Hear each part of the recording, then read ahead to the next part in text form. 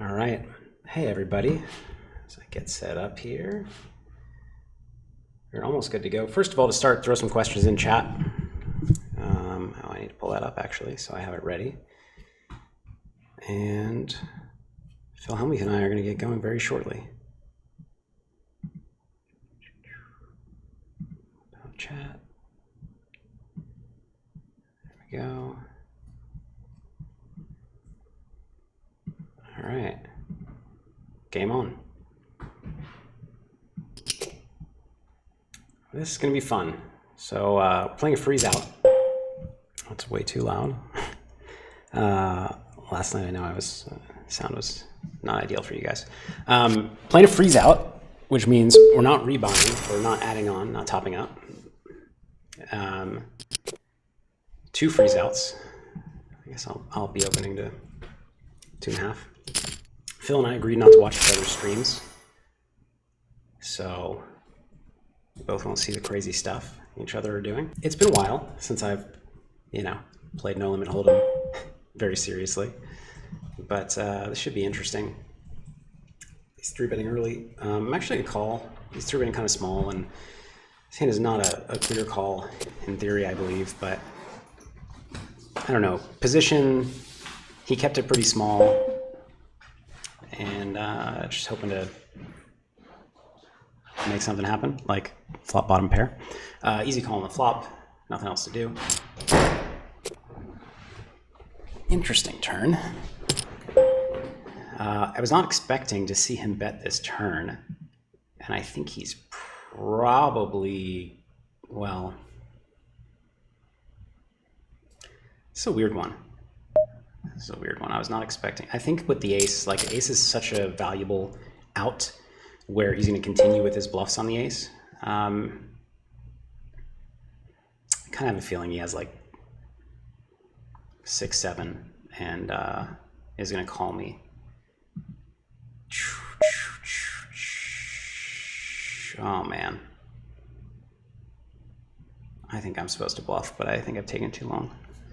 All right, let's see if he gave up on a bluff. No, pocket ace makes sense.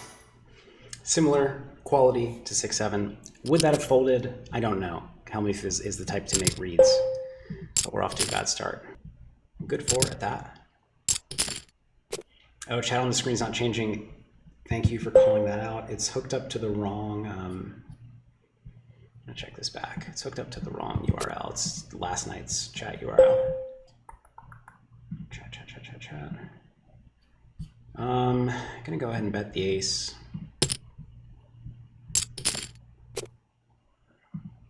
It's a little bit thin, but I'm gonna bet it again. I mean, it's not really supposed to be thin, but I don't know. I think Phil likes to trap a little bit, and especially like on a turned ace. I'll just go 2/3, 2/3. There's the chat. Table sounds again? Oh yeah, they're on again. I don't know why that would come back on after I turned it off yesterday. Thank you.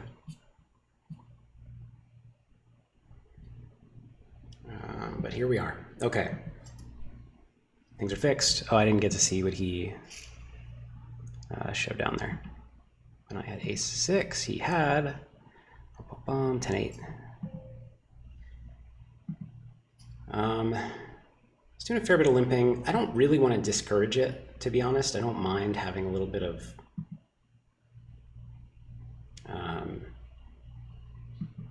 playing some smaller pots, play a little bit of small ball. Open ender, I go for the check raise.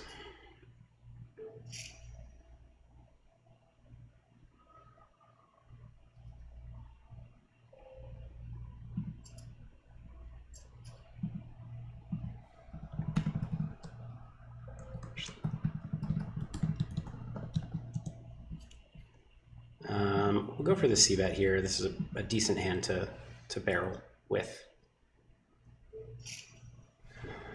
I mean, more than decent. It's a good hand to barrel with.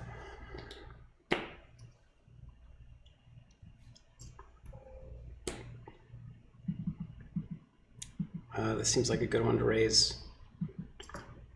Like, it's not that bad of a hand. It can make some, like, maybe some, like, queen 7 offsuit hands fold. I don't know. I'm kind of just making stuff up, though. It's no limit hold'em. I don't know what I'm doing. Hellmuth is pretty good at heads up sit and go, says Cool Drummer. He's very good at heads up sit and go. His results in high stakes duel have been really impressive. And fortunately for me, I've watched at least half of those matches. I wish I could remember a little bit more than I do, but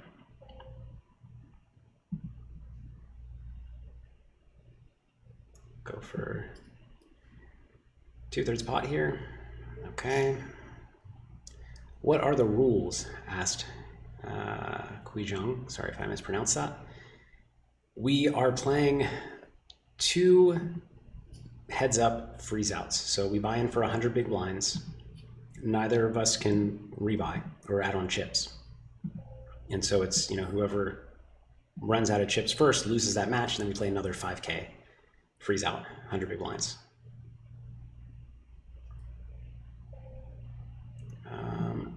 I think this is a pretty good opportunity to go for a bluff. I have 5 high. He's probably got better than 5 high, but he's probably not got a super, probably doesn't have a super strong hand, given the way it's played out. All right, we've almost clawed our way back after our terrible start. I'm going to check this back. He's not going to fold any better hands, and he's not going to call any worse hands, so let's just keep in the dominated stuff. I play the board. Do I want to bluff him off of a chop? No, I'll let him get half the pot. I feel like, I don't know, I didn't think he was trapping, but I thought he was reasonably likely to just have an ace. Maybe I'm just wrong there. And he's never folding an ace in that spot. And best case, I'm making him fold half the pot, so it's not, or rather, I'm going to get half the pot when I check if he was going to fold. That's what I'm trying to say. And so I'm bluffing to try to win half the pot. It's not quite as valuable. Let's be a little tighter than I want to be. I want to be doing a lot. He's limping every button at this point. So at the start, you know what? Maybe he's done it the whole time. I think no. He min raised a button at the start. I remember.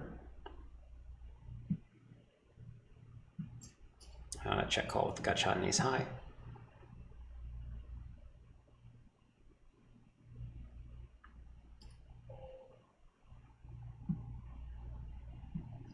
It's Brian Battistone's birthday today. Happy birthday.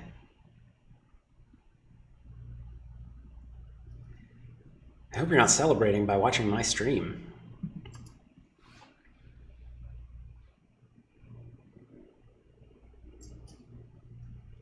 And I mean, I know Brian Battistone, unless there are 2 Brian Battistones that play poker. All right, so he defends, he donks flop. This is interesting. I'm gonna call, and let's take it from there.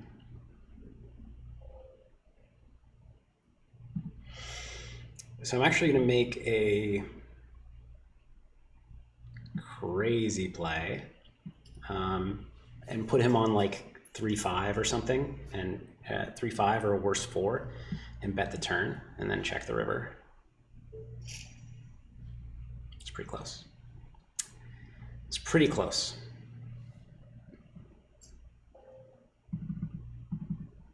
It's Razy Daisy, obviously. Yes, BetRivers Poker, only available in Pennsylvania for now, as this flop is one that's going to favor, well, I mean, it's going to favor my raising range compared to his limping range, but his limping range is kind of everything, so I need to be a little cautious. Here, do I want to go bet? It's kind of interesting. I think I'll just check and go for a value bet on the river.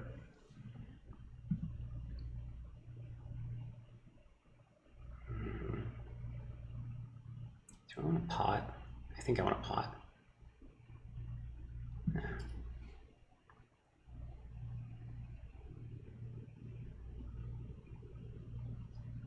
Okay. The table sound, turn it down even more. I don't think you should hear it too loudly at this point. Maybe I can get the mic closer to my face.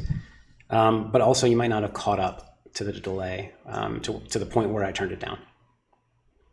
Hey, 400 of you here. That's a good start to the stream compared to last night. I guess when you're playing a legend and playing higher stakes, people want to see it. I appreciate you being here, truly. Feel free to ask me questions. I'm used to multi-tabling online, and actually we'll start to get kind of bored. Just one tabling heads up. I'm gonna go for the raise.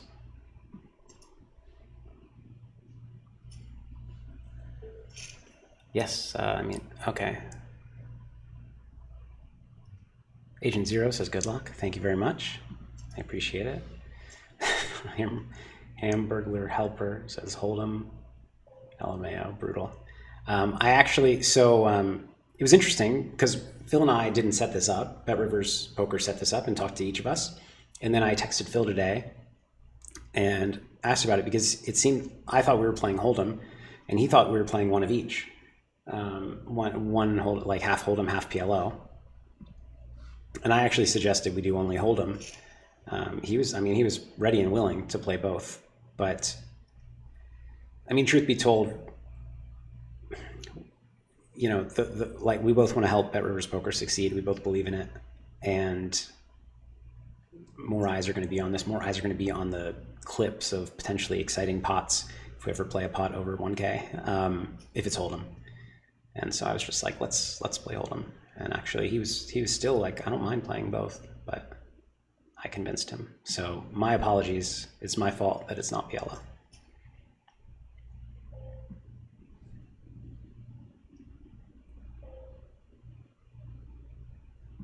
I'm going to check, and he's going to check, and I don't know who's going to win.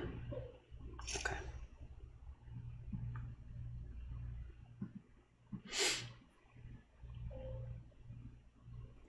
Okay. Had no pair, no draw, no blocker.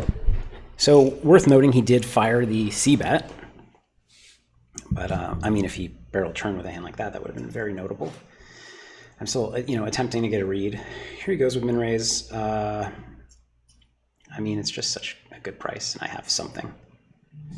Apologies. When I'm checking my phone, I'm not being rude. That's how we're communicating. So, if anything, when I get a message, I look at it. Ham poker.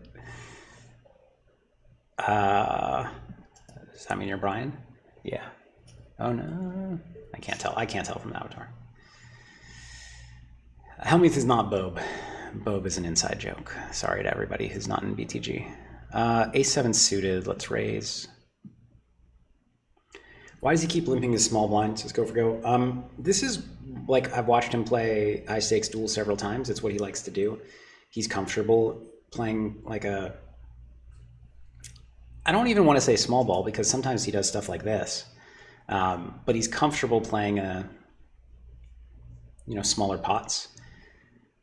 Against the limp re-raise, I think I call and we take it from there. Not my flop. Andre Cruz. He's loving the software. Thank you. I love it too. I didn't literally design it, and that I'm not the designer, but I worked with the designers very, very, very closely to get it not only to look the way it looks, but to feel the way it feels, as that's important to me.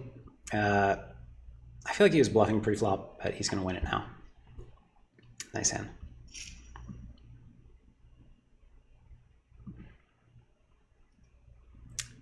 Poker Night America, good to see you. Thanks for the good luck wishes. I'll have to run this back on Poker Night America. Giovanni, thank you for the kind words. I appreciate it. Queen Jack, you don't have to bet Queen Jack high, but I like betting most nut flush draws. It just works out well. And now I'll check it back and let's see what happens. So the table dings are still bugging you guys. That's crazy. It's so quiet. But I play the board again. I think he has better than the board. Yeah.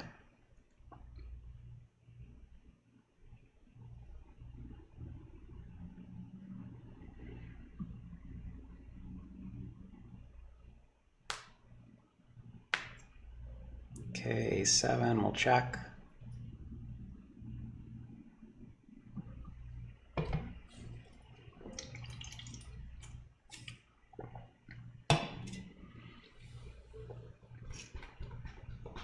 If he wants to play small ball, we can play small ball.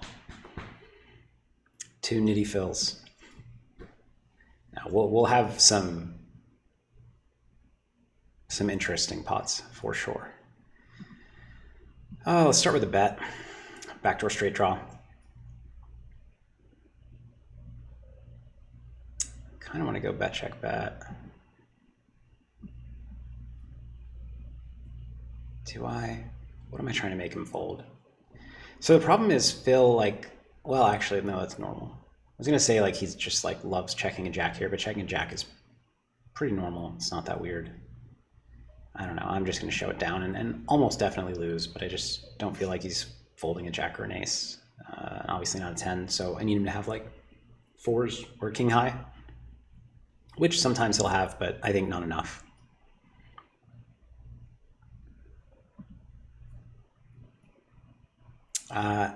Aniket, I do not play chess.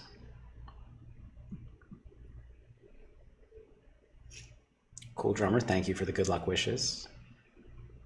Thank you all for being here. If you're new to my stream, not that I stream that often, but if you're new to me, ask questions. I like answering questions while I play. What do you want to know? I keep getting tempted to raise these, but I kind of just like, I'm a little, if we were playing a cash game with rebuys, then I'd be raising a lot more aggressively out of the big blind, but I'm kind of just content to play smaller pots, given that we're playing 2 matches and I'd like to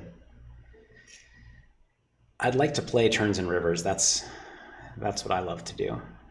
And actually, I mean, Hellmuth does too, but because his style, I think, includes a lot of limp re-raising, I don't know. I don't want the pots to get too crazy big. I want early streets.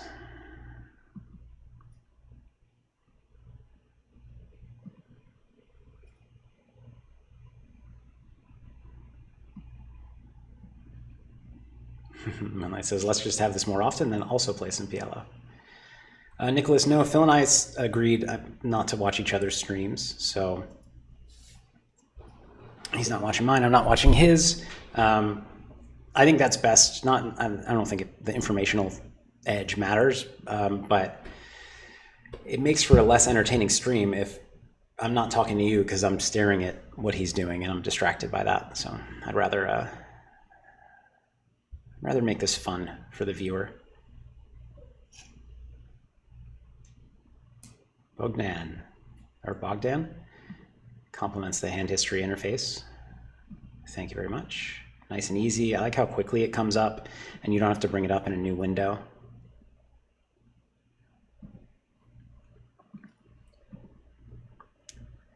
All right, he's taking it down with a lot of limp and c-bet.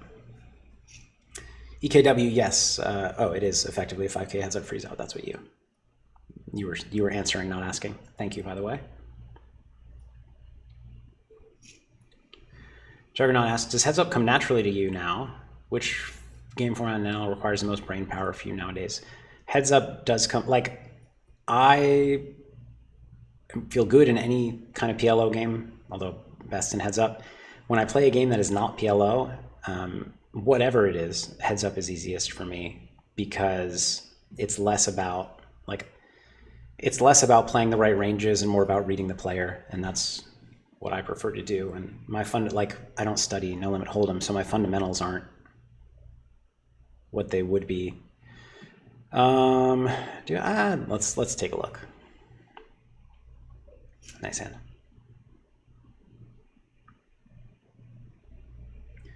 Manuel asks, how do you recommend studying poker for a low stakes player? It's a great question. It really depends on you and it depends on your goals too. Are you just looking to kind of, do okay in your low stakes game?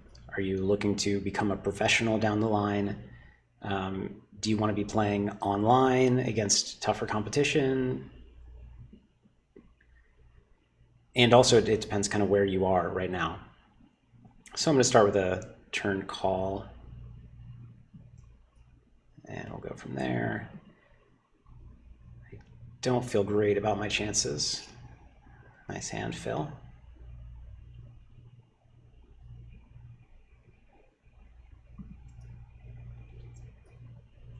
But anyway, yeah, I'm not exactly, I can't answer that very effectively because I don't know enough about you.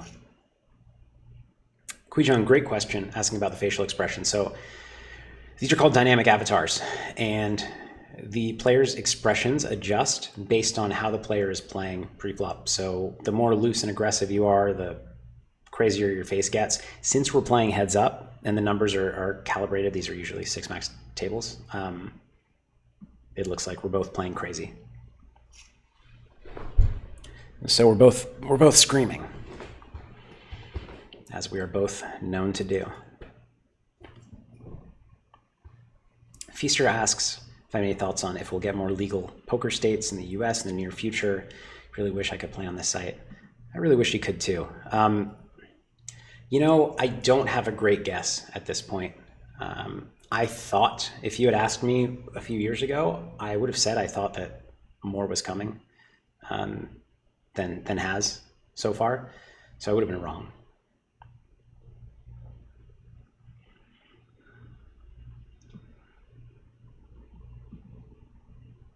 Let's go for a bet check bet.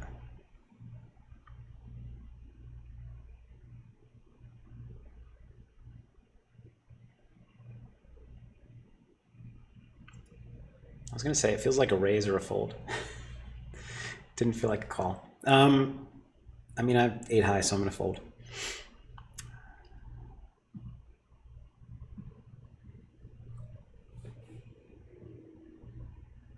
Moonlight Masters, Phil, I don't believe you can play small ball. You're playing one table, you're going to bluff it off eventually. Yeah, you're probably right. David Mendez, we don't have straddles or bomb pots. I don't think they're on the immediate near term. I don't think there's a plan for them yet. The yeah, I'll leave it at that. Because actually, it's been a few months since I was kind of familiar with what's coming up in the near future. So I don't know. I don't want to guess. So I could either start blasting off or start checking. I think either are reasonable.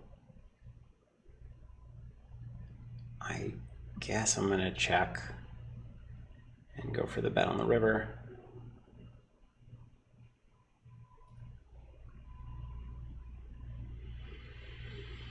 I mean, he shouldn't be betting with a queen. So yes, I beat, like, he's kind of representing a king, but he's sometimes going to have an ace and he's sometimes going to be trapping me. So I'm just going to call.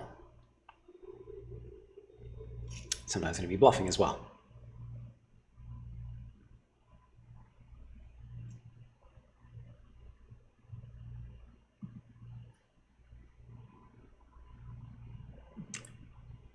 Axel asking why I'm not playing the high stakes games, high stakes live games so often. They don't exist. High stakes live games have gone private for the most part. So yeah, near me there's not. I don't have high stakes live game plan. Paul, thank you for the kind words. I'll check. Anthony, yes, Phil has a stream going too. I think Moonlight Master linked it and pinned it here in the chat.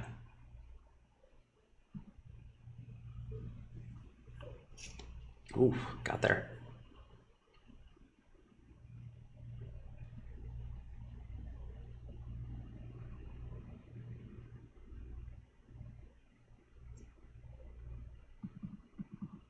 I will go for the raise with King Queen.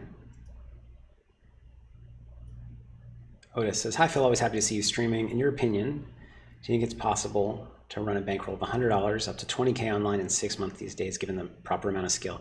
Given the proper amount of skill, yeah, definitely.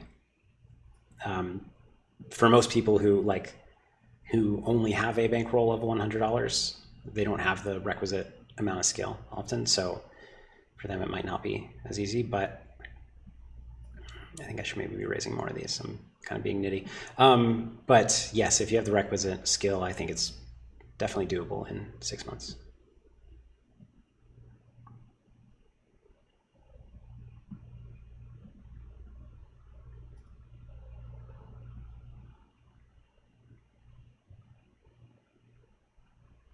Queen X makes some sense. I don't know, I kind of feel like he has it, but I have 3-1, and let's just find out. Yeah, okay.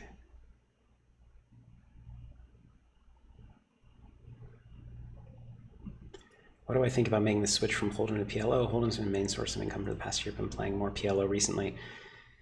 This is another, like, it really depends. It really depends.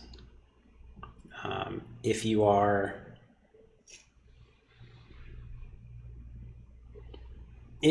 So I think the biggest thing is what games you have access to, both at the level that you are playing and the levels, you know, above and below that. And if you're going to have more access to better games at PLO, then I think learning and like there's upward mobility there, then I think learning it makes a lot of sense. Otherwise, like I think there's nothing intrinsically better about PLO in terms of a, you know, earn potential. It just depends on the games available to you.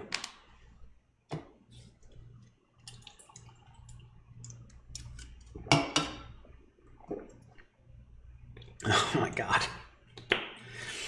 How do I have pocket nines the first time he does this?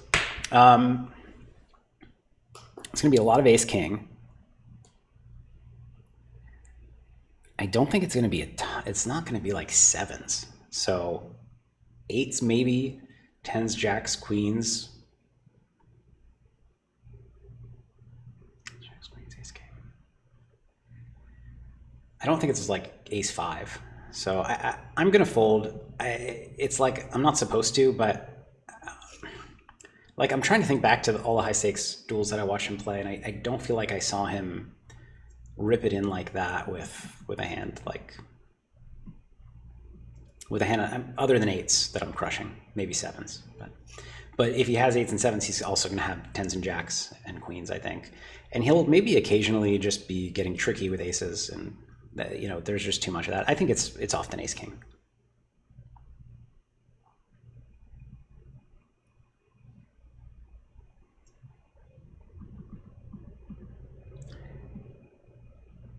So it's interesting, maybe I should go less than 250 if he's just limp folding a lot, and I risk less when he limp re-raises. I don't know, I'll think about it. Luke asks, now that Doug is doing a month-long heads-up challenge, any chance for you to? I don't know anything about him doing a month-long heads-up challenge. 7-4, a little too weak. I'd like to have one high card.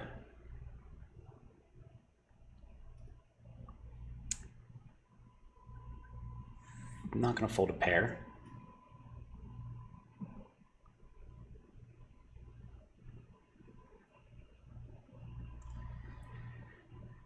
I'm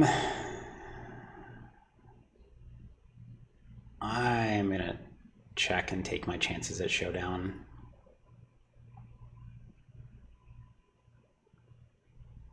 Such a small bet. I think I'm beat.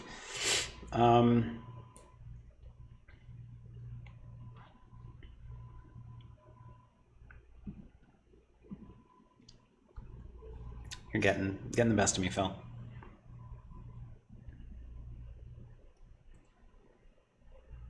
Manuel asks, so if I say I want to be a pro, playing either live or online and actually based in Spain, what do you think? Okay, so this was a follow-up to the study question. You want to be a pro, then I think I would start with kind of for anybody, I would start with something structured. So depending on the level you're at, a course or a book, probably a course.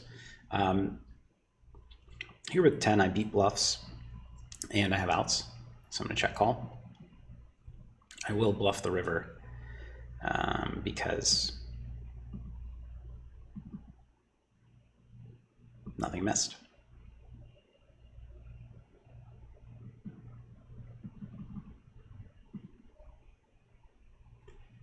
And I could have had the best hand with the 10, but also like I have the bottom of my range when I check call that flop and 10 peels on the turn. So start with something structured. I think the best ways to learn are at first structured content, eventually getting into solver study and stuff like that. But to start, I would say no.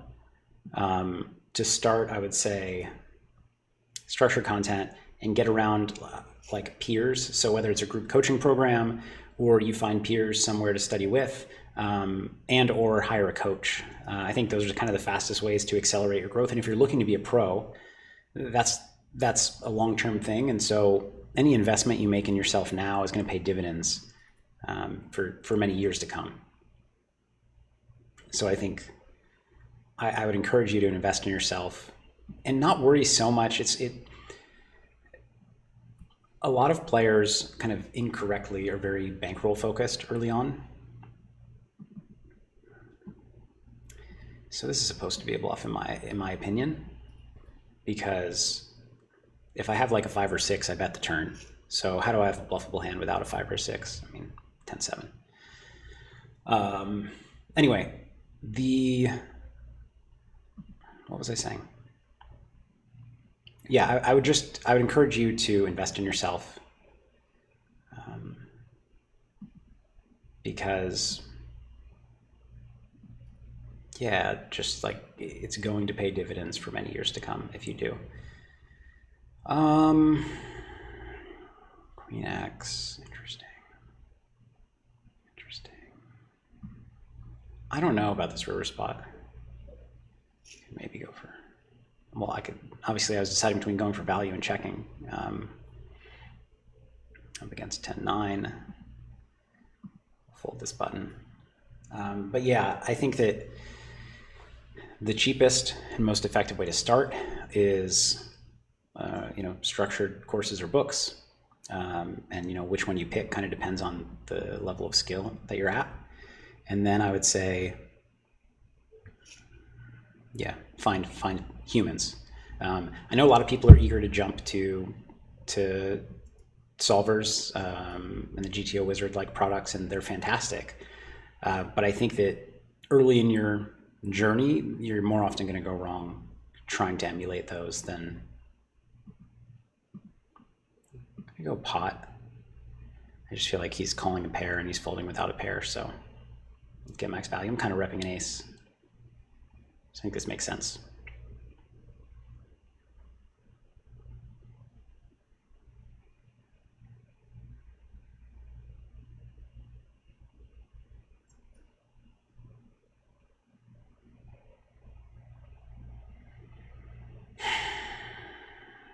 I feel like he had a draw.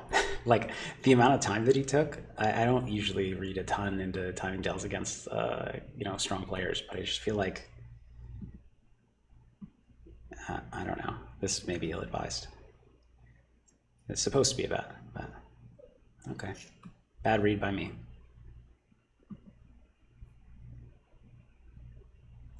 Queen 6. Oh wow, he really didn't believe me. So that's what he was tanking about. He's like, nah, he's bluffing. That's what he was saying on his stream. He's like, he's definitely bluffing here, but my hand sucks. He made the hero call. That is a bold hero call, and I love it. I'm not criticizing.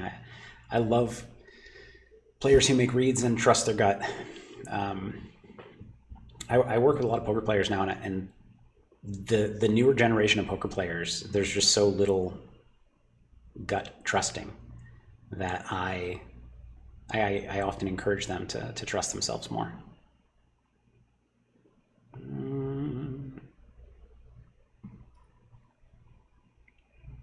So this time he goes for the limp call, which is not great for me when I have 7-4 offsuit.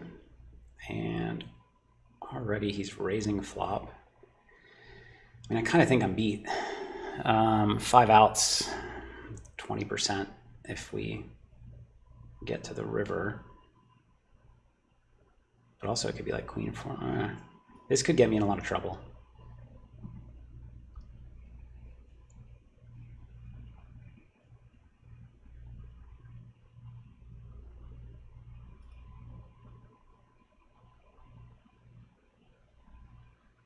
Now I think he's bluffing. Hold on. I was just talking about trusting your gut. I mean, I have the bottom of my range almost. I can't really shove this. What does he have?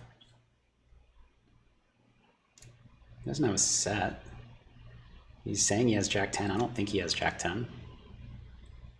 Maybe he does, but I don't really think so. Man, what is he doing? I mean, I think he's bluffing, but I have a 4. And he's not like bluffing that much in big pots, so I'm not going to trust my gut.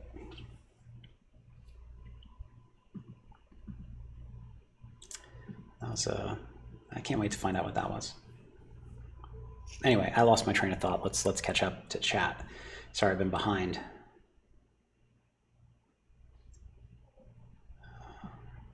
I think he was just ready to punish my raises of his limps.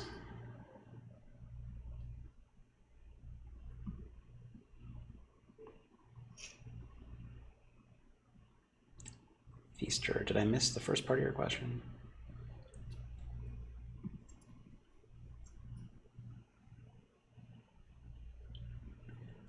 I am Amish asks, how do you think about playing against other top pros?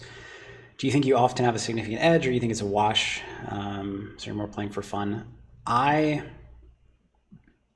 think that 2 pros playing heads up.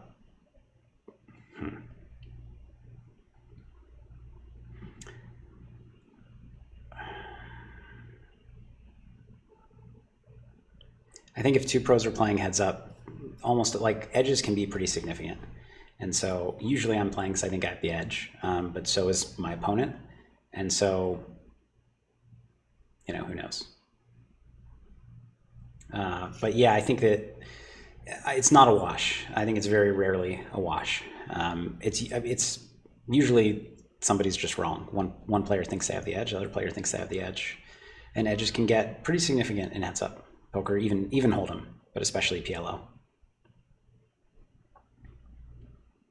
Let's fold 10-8.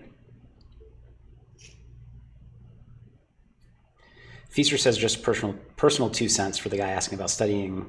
Hiring a good coach was the absolute fastest way to improving my win rate and understanding the game, no question about it. And that's kind of been my experience in seeing, you know, what other people are doing. Feaster says advice. I love poker, but struggle to see a path to play full time. I have. Let's go for this. Just protect our hand.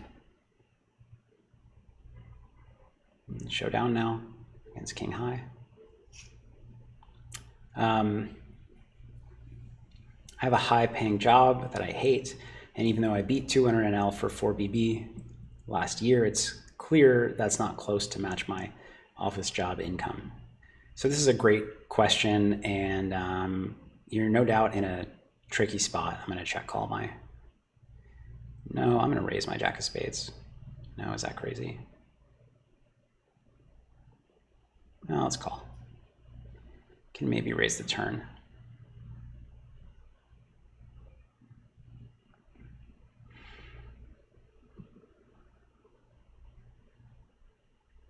All right, now we bet and see what happens.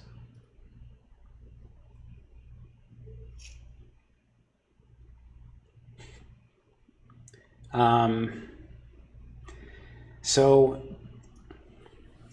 the advice I would give you is to start by thinking long term. So thinking about where you want to be. I'm going to pot again, like I did last time on the ace. Last time he didn't believe me. Will he believe me this time? I think he won't again, by the way. I'm sure whatever he has, he's probably saying that I don't have it this time. That's my read.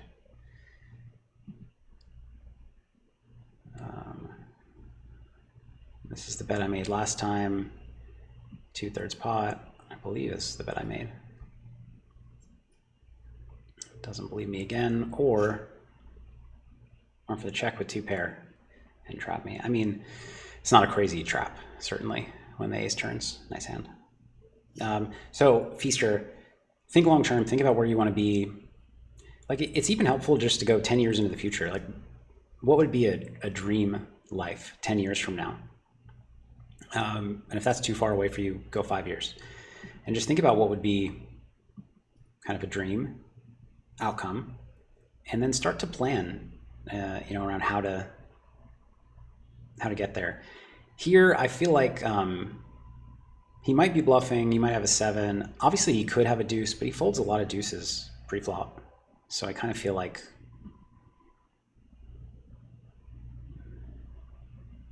I just have 4s or something. I don't know. I'll check back my ace high. I don't think I need to go for protection.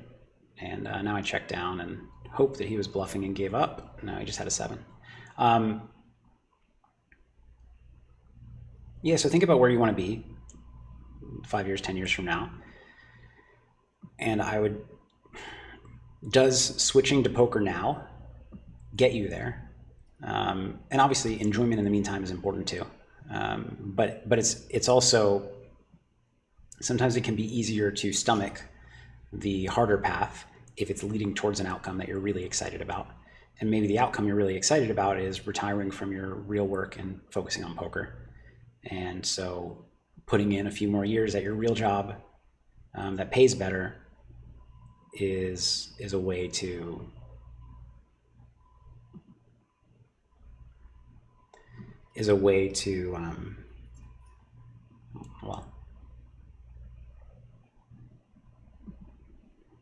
get there. I'm gonna make a thin. Am I gonna? Now I'm gonna check. And now I'm gonna go for value. He checks a 9 here, I think.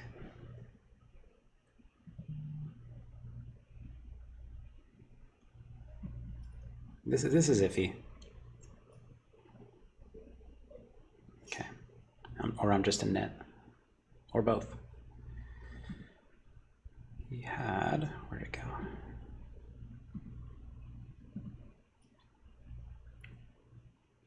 Okay, he has been c-betting a lot in these pots. He had a 6. Okay, we're calling with the deuce.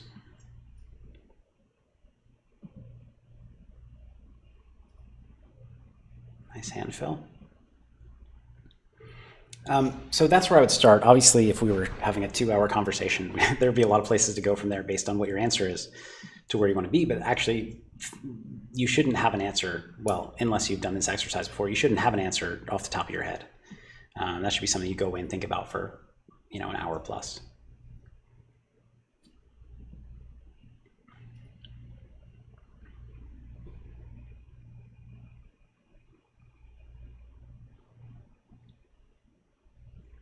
All right, Phil. All right, Phil. Hey, Phil Hellmuth in the chat. What's up? I thought we weren't watching each other's streams. Maybe this is your team. But good stuff so far from you two. Getting a little owned. So I'm actually... I don't know why I just want to decide I wanted to keep trapping here, but I did.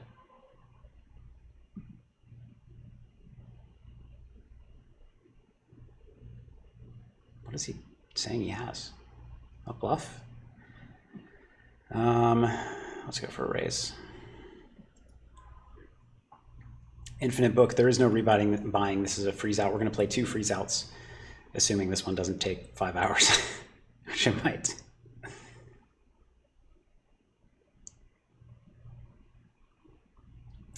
Tony Bronco says, do you get frustrated playing against small ballers like Phil is doing right now? I don't. it can be mentally challenging or emotionally challenging, I should say, if you're down, like if I was down 20K and I like to get 20K back against a player like this is really, really challenging. But no, I'm not too, it doesn't bother me. Like poker to me, deep stack poker, I don't really like when we're down to like, if I'm down to 2K in chips, dollars. But deep stack poker, playing multiple streets, hand reading, figuring stuff out, like it's fun for me, no matter the pot sizes.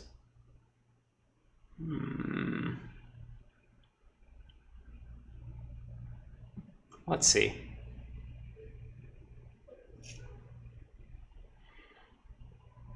Bad decision, Phil Galfond.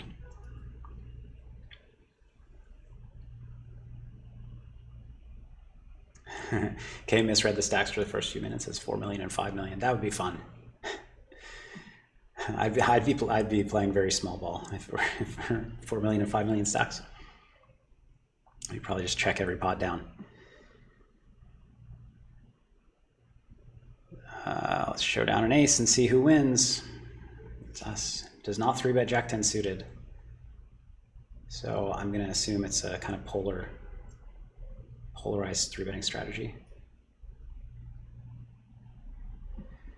Moonlight Master asked if I would have called a shove with ace queen versus 8-6.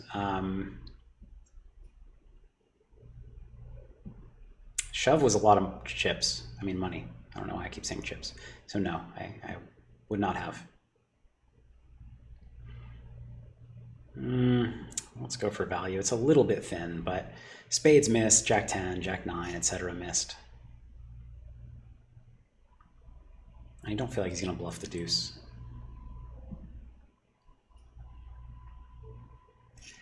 Patty asks, what is your opinions on exploitative poker? Do you think it's a viable strategy online? Yes, absolutely. But here's the thing. A lot of people say that they're, playing exploitative rather than GTO poker because they simply don't understand GTO poker. And it just means that they're doing whatever they want. And if that's your approach, then, it's probably not very good. But if you have a decent understanding of the fundamentals and you are reading your opponents and making exploitative adjustments, I think it's the best way to play, and that's how I try to play. I mean, it's how I do play.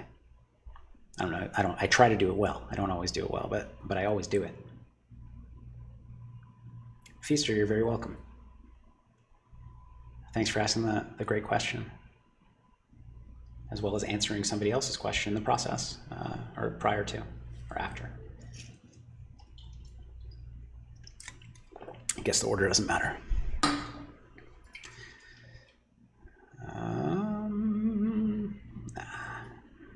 It does get tempting to build a big pot against, like when I'm just waiting and every pot's small. I'll just keep checking down.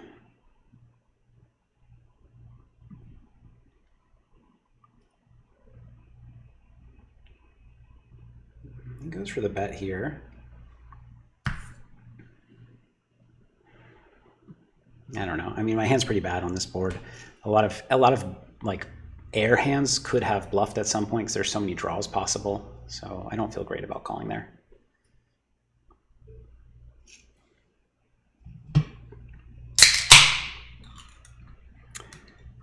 Steven says, this is so cool watching two legends play heads up. I'm glad you're enjoying. I'm enjoying it too. This is really cool.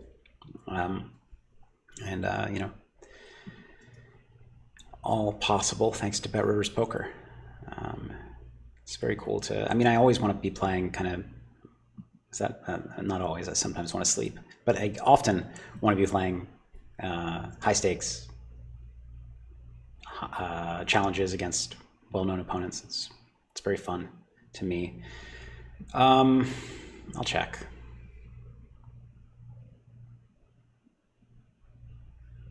I'm going to give up here. I don't feel good about it. I have 2 diamonds.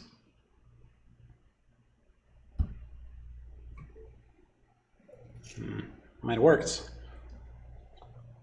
Oh, Stephen went on to ask, will you be playing the main event or any other bracelet events this year? I don't know yet, actually. I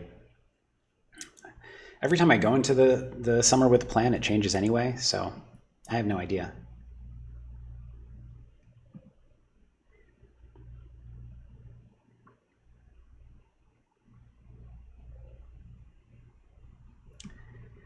Edward asks well, says, holy, this heads up is so great. I'm glad you're enjoying it. Thank you. How strong do you think Hellmuth is in this style of deep stack heads up poker? I don't really know. I think he's quite strong. So like I was saying earlier, I watched was I saying this to you all, or I might have been saying it to a friend earlier. I watched a lot of the high stakes duels that he played against Antonio, against Negreanu. I believe he played Dwan, he played Jason Kuhn, Nick Wright, I think he played. I don't know if I missed any, but he played great. I was really impressed, and actually, I was telling this to a friend, and I was telling it to the stream last night. I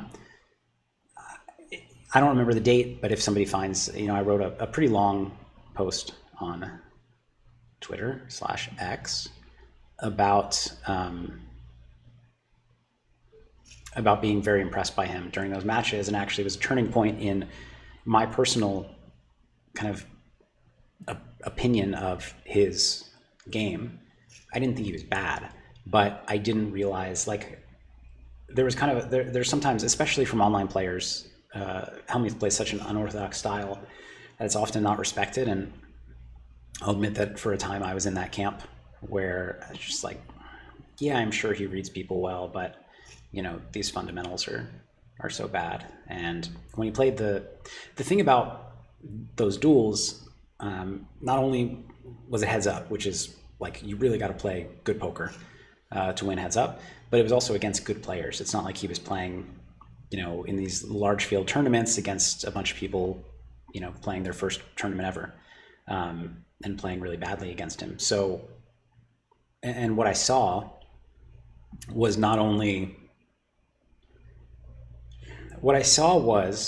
two things, really. One, his kind of random creativity, let's call it, was not so random, because his kind of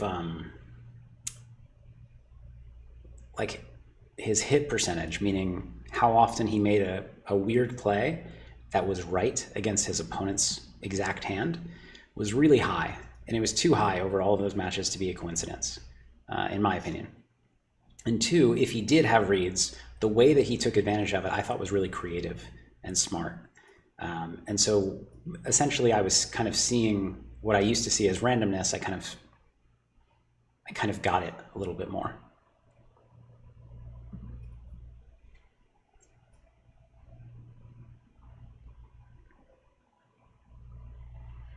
This is kind of like, it's a hand I want to bluff with, but I don't feel great about it. And I kind of want to bluff now. I'm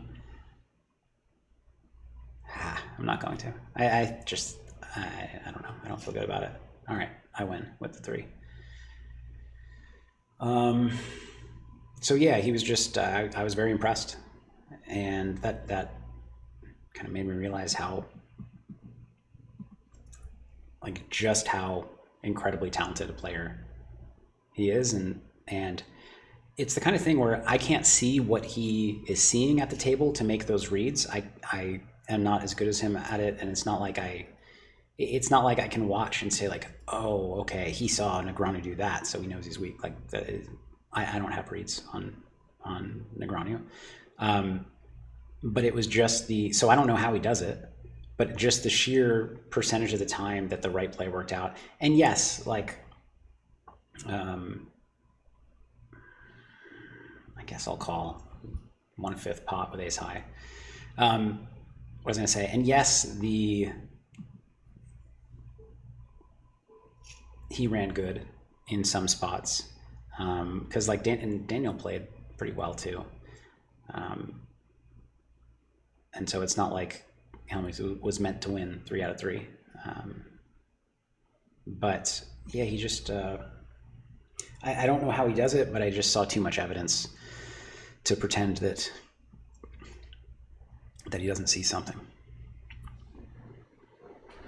I'm drinking water, although coincidentally it has my opponent's initials on it. So we'll see by the end of the night if it's Phil Hellmuth tears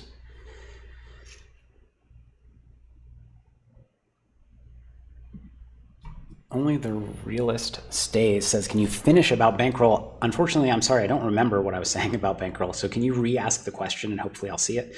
By the way, if I miss your question, feel free to just ask again and I'm happy to, you're not bugging me.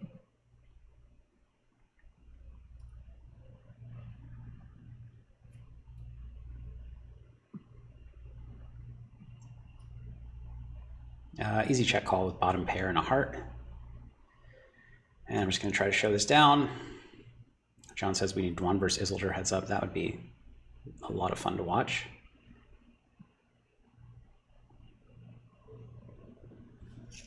Okay, nice hand.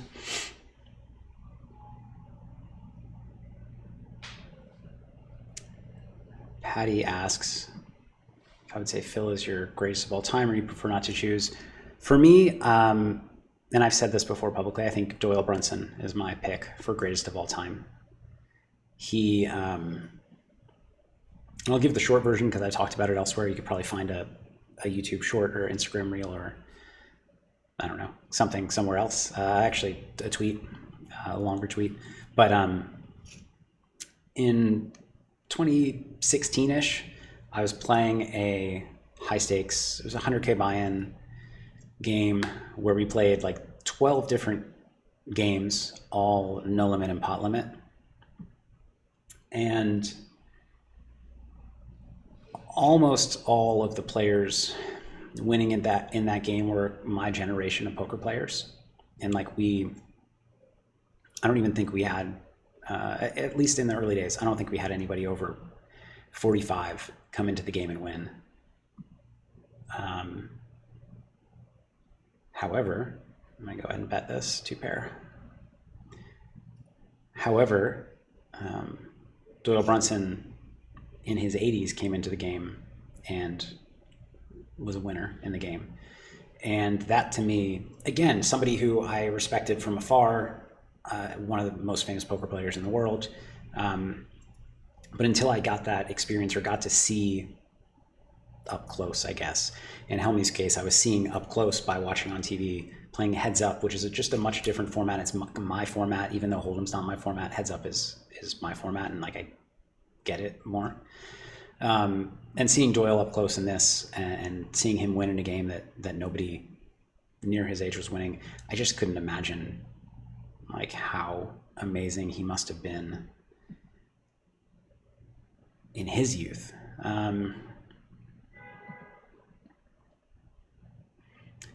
I'm gonna bet.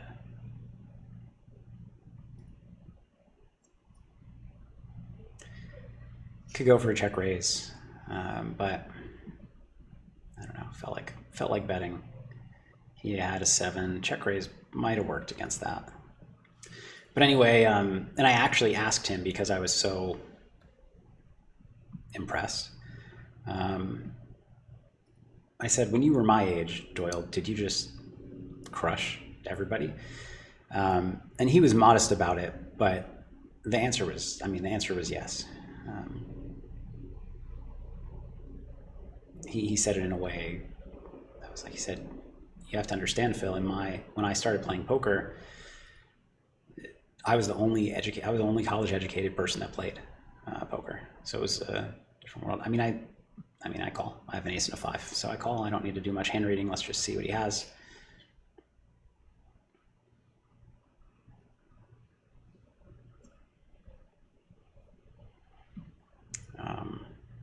So yeah, that was Doyle's way of saying that, yeah, he was crushing everybody. I'll go for a check raise here. Keeps not letting me. I'm going to go for a check raise again this time. This time I have the ace as well. Owned me. Feaster asks, do you think you have ended up feeling more fulfilled in life by taking risk/chances aligned with your passions versus playing it safe, even if the risks don't work out how you might envisioned? So yes, but I don't think my answer is going to be everybody else's answer. I'm we're all different people. For me, I'm the least risk averse person. I mean, I guess I know a lot of people who are very not risk averse, like me. But I'm very comfortable taking risks. I like challenging myself. Like I really, what I get passionate about is pursuing mastery and pursuing achievement. And so there's no real path where I don't do those things and be happy, because that's just really important to me and who I am. But not everybody is the same, and yeah. So to answer your question, for me, yes, but I don't think that means that it's true for you necessarily. And another thing you can do as you're looking at long term and what you want. I mean, I think my hand looks like what it is here, and I'm just going to check. Another thing that you can do after looking long term is, like, if you also want to as an exercise, write down your values. And so what I would say is, don't necessarily make up your values. I think you could just go to ChatGPT and ask it for like a list of 50 values to choose from, and pick the 5 that resonate with you, and or however many resonate with you deeply, not the ones that you're like, yeah, I like contributing to my neighborhood, but like if it's not actually a passion, like there are a lot of things that sound nice. To keep calling here doesn't feel great. I could lead the 10. Maybe I should. Probably should have. I think you had a queen. Let's see if I was right.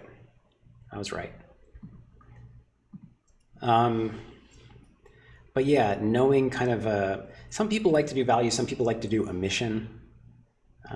Kind of depends what feels good to you. But I think, getting stuff on paper, it feels so. A lot of people feel silly about doing an exercise that just writes down something that they already know. But a lot of times you don't really know it and see it in the same way if it's just sitting in your head and not out on paper somewhere. So that might help you. Like for me, whether you want to call it achievement or mastery, pursuing mastery, or being the best, those are values. Something along those lines are one of my kind of core values. And so for me, taking risks to pursue that was inevitable, I think. It's not important to everybody, and it doesn't mean that. I mean, it shouldn't necessarily be. What's important to you should be what's important to you.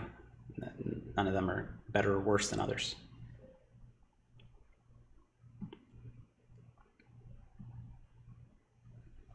What is a good way to study 4 and 5 card PLO tournaments?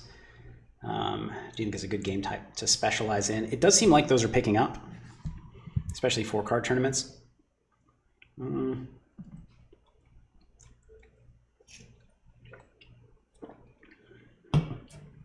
If you asked me 5 years ago if that was a good game type to specialize in, I would have said no way. But now I think it's reasonable.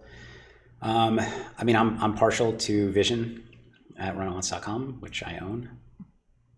But it's my favorite way to study PLO, and you can study 5 card PLO there too. It doesn't have ICM built in, but it does have shorter stacks, so you could look at least chip EV in a lot of those tournament spots.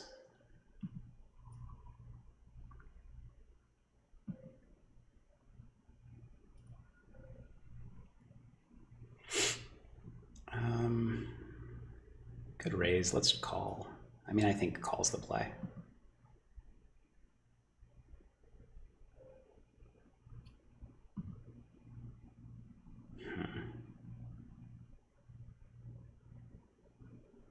I'm going to overbet for a dumb reason.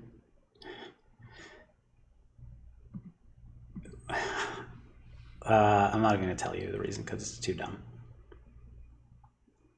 But I think it's the best way to play this spot.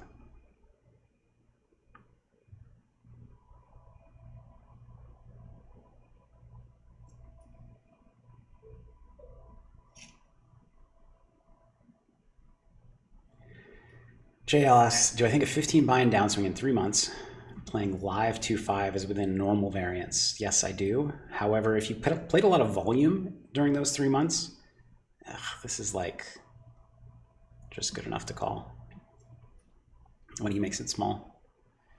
If you played a lot of volume during those 3 months, then maybe not, because your win rate should be very high, and actually standard deviation in those games are is very low often. So I feel like Hellmuth has like King Jack, which is good news for me on the deuce.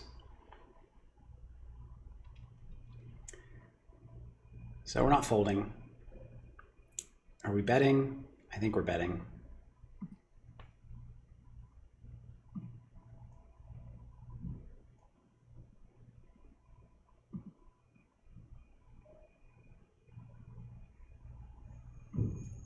I don't really like how long I took, but I kind of say that whether I'm bluffing or value betting. What I'm trying to do is get him to make some silly bluff raise.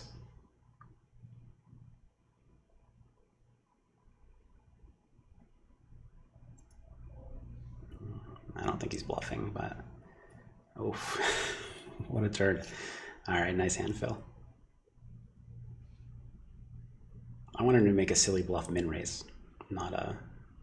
But I mean, I was happy to call it all in. I thought I was ahead of aces, King Jack, something like that. But it's not looking good for us for round one. I will do what I can. It's not over yet.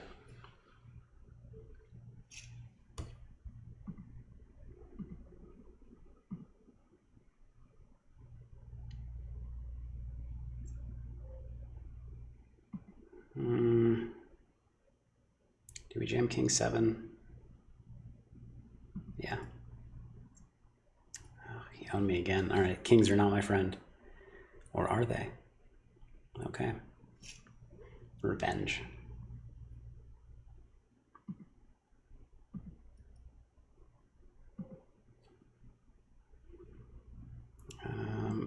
Now we're going to be doing a lot of limping.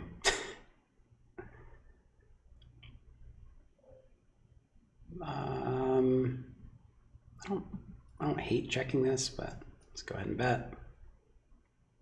We'll check the turn. Hope to improve or win at showdown. Improving, I'll take that. I mean, we have the nuts. He's not gonna.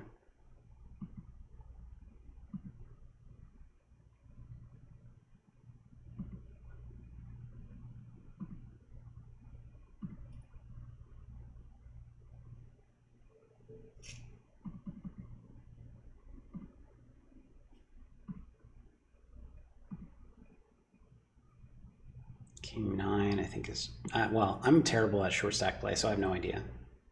It feels like a good checking hand. Oh, you guys said I'm frozen? Is everything frozen? Oh, interesting. The table's frozen. Oh no. I hope you guys caught me getting stacked. I don't think you did. All right, let me try to fix this. I don't know why that would have, why would that have happened?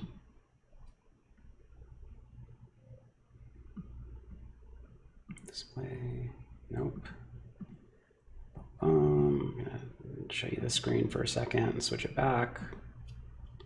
All right, well, unfortunately we might have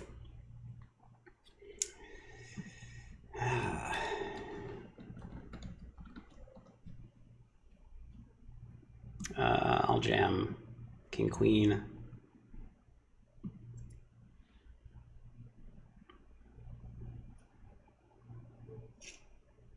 Let me see. I don't think you guys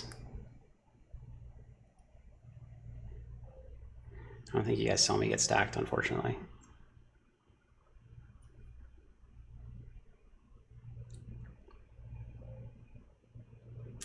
How do I want to play this spot? I'll bet. Sorry about that. I actually have never had that happen. I've had other stream errors, but never just had screen frozen.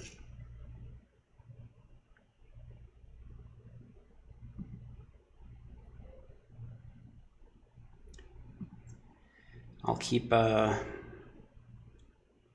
eye on it. I'll keep fighting back. Now we have a hand. He's raising.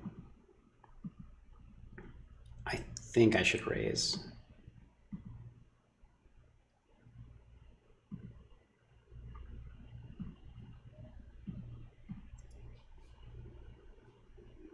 That's too bad.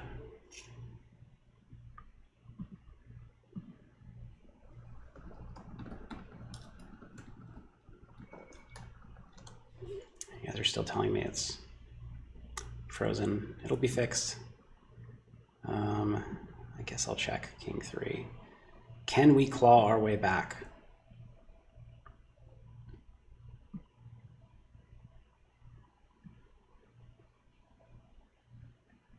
Can we claw our way back?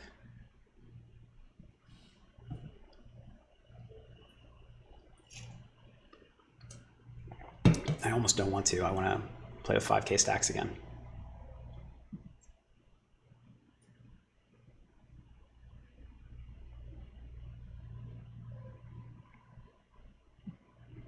I think I'm going to blast off.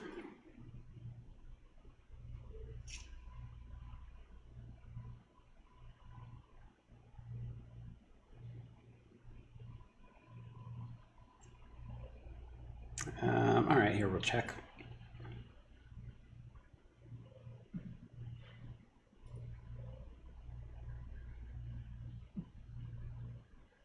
I feel so bad. Yeah, everybody's typing that it's frozen. I feel so bad that I think you guys are soon going to see me get stacked and actually not see me get stacked. Check call this flop. Everything is got there. I think I need to bluff.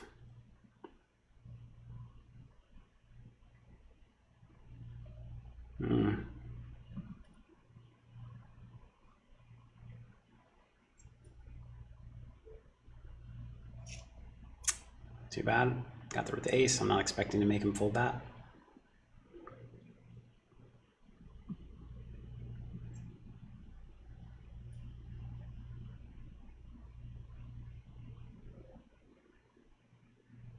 We'll check this one back.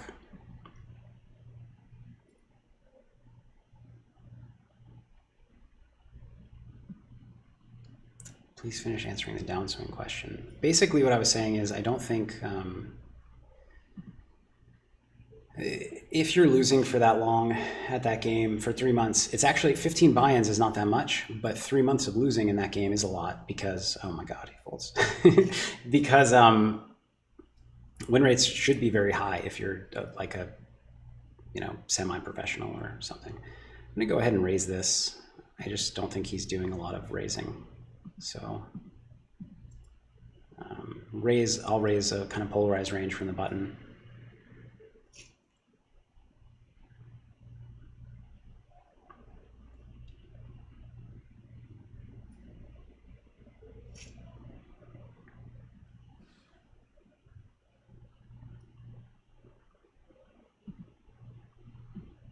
We'll raise this one too. Hope he's curious after the last one. Although it's not like he's going to shove 5-3 offsuit or something. Okay, let's see what he has. That's what we're hoping for. I shouldn't have said the word for, that's dangerous. Okay.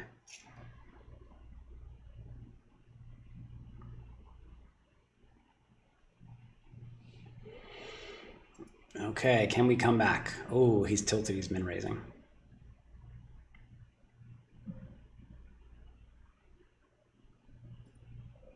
Otis asks, what do you think about rounding solver frequencies to the nearest 25% to help simplify executing them? I think that's a good idea. In all but some in most spots, that's going to be all you need, all the precision you need.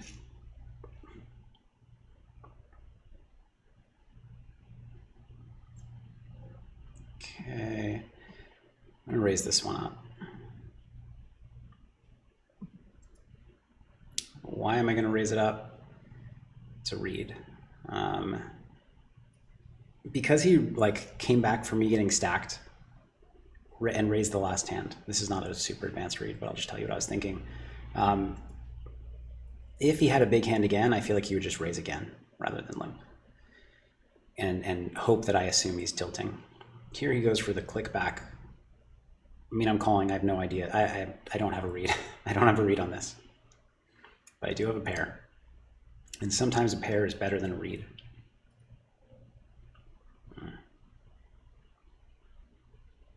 That's not good. That's not good. Let's start with a call. Hope to improve. It's not a good turn, too. All right, nice hand. Nice hand, Phil.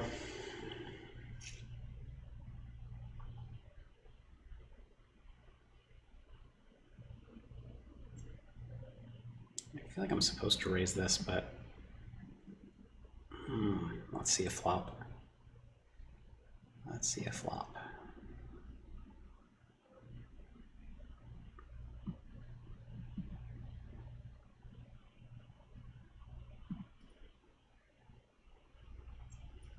Okay. Do I want to bet or check this? I'm going to check. Guess I'm going to win.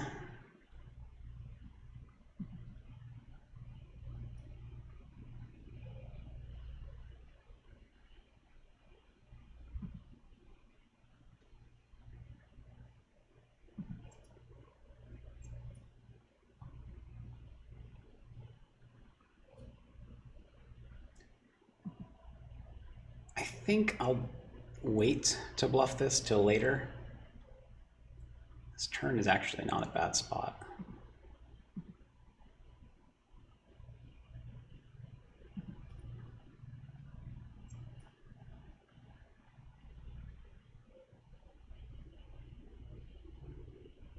I don't think, like, the queen is such a bad card for me. He's not folding an ace, he's not folding a queen. I'm hoping he folds a king. Could he have Jack X of clubs? Maybe. And he folds that, but I'm going to let him win this one. Nice hand. Oh no, Jack X of clubs. Anyway, Manuel says, huge fan here. Super curious about your opinion on spin and go. General three-hand sit and go form is too much variance. Love from Italy. A lot of variance. What I'm more concerned about is the rake and beatability, and that's going to vary site to site and player pool to player pool. So keep an eye on that. But you know, swings have a lot to do with how much edge you have, not just how high variance the game is. And so focus on edge, and I think you'll be good in a good spot.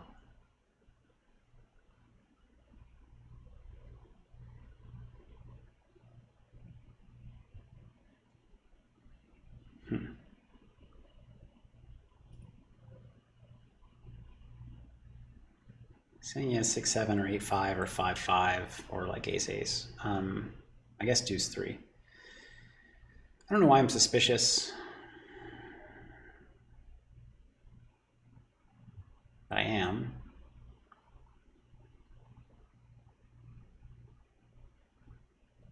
Why am I suspicious?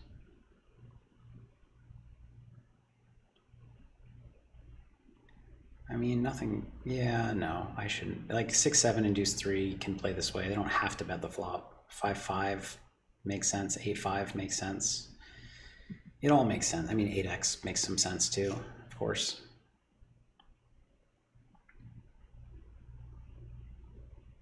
All right, we'll fold to 5-3. All right, we gotta get something going. I don't like playing this short.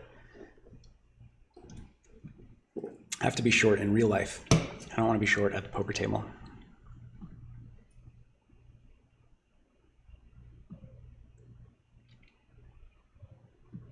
Keep checking. And keep checking my stream to make sure it's still moving.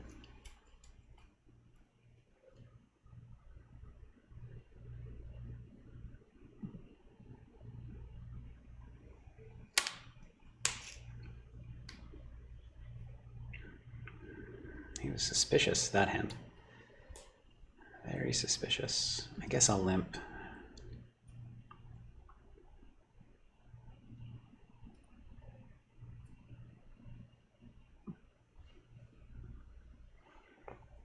I mean, what are you saying you have, Phil?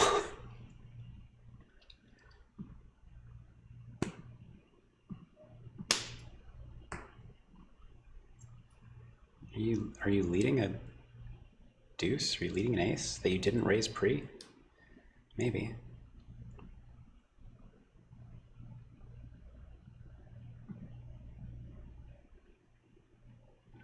Okay, I'm not going to bluff now on the ace.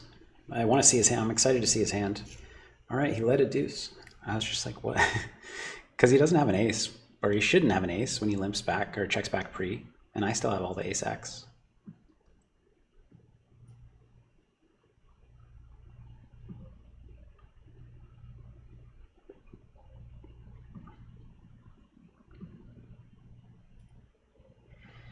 Check call.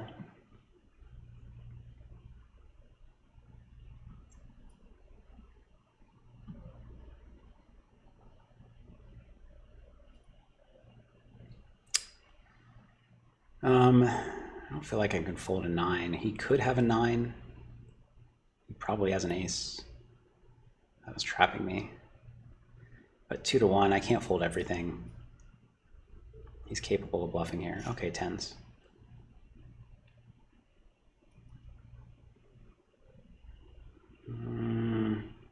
We'll limp in.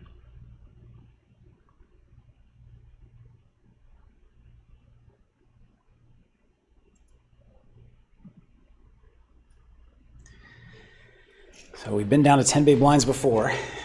We got back up to, what did we get to? 40 big blinds? I'll jam this. I don't feel great about it. I feel like he's been trapping. Well, he's just trapped me at the right times. This one, let's jam. 2 live cards. It is not looking good. All right, he got us. We have to play another.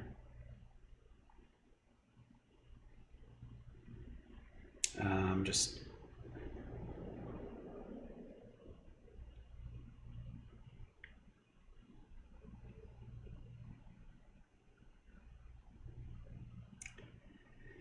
and we are down 1-0. So we're gonna start a new table.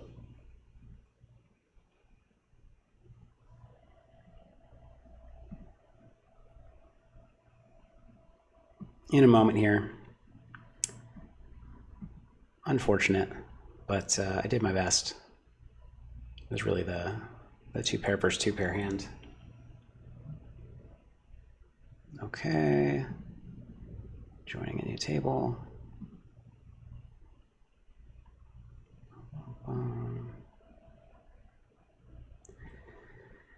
All right, let's see if I can get us even.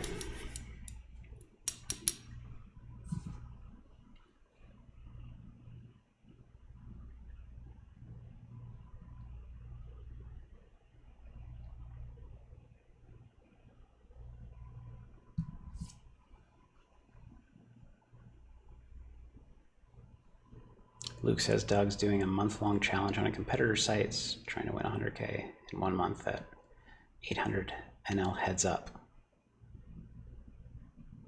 100K in 1 month playing 800 no limit heads up. So that's 4 buy-ins a day. Assuming it's not like 4 buy-ins a day. It's not insane. I mean, but I think he needs to run good. I don't think I think if he runs exactly at expectation, unless he's putting in insane hours, I don't think he has 100K in a month of expectation there. But I don't know.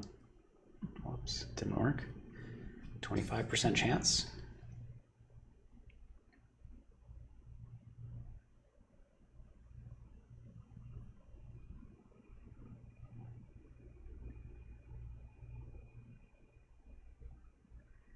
Oh, okay. Phil's taking a 5-minute break. Do I take a 5-minute break? Sure.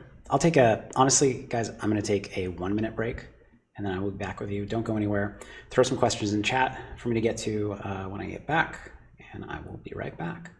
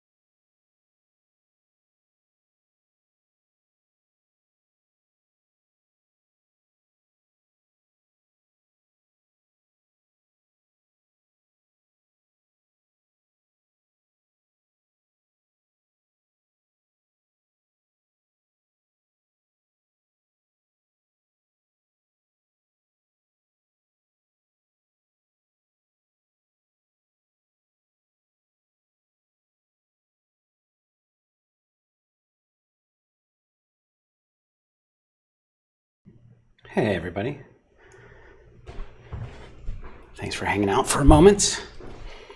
All right, let's read chat while we wait. We're rooting for Phil in this one, boys, yeah? Yeah, the King-Queen checkdown was interesting.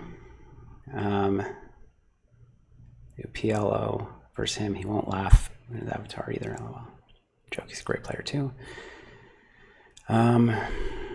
We can all afford to lose today. Bitcoin is pumping. We started with 5K each cactus and played a freeze out. And we're going to do that again. So freeze out meaning the blinds don't go up. We're at 100 big blinds. I mean, that's not what freeze out means, but that's what we're doing. Freeze out means we can't rebuy. So can't add on any chips. Just have to sit there with what's left. Otherwise, I would never play 10 big blind poker. If I had my way, I would never play 10 big blind poker again in my life. But that also probably means not a lot of final tables. So,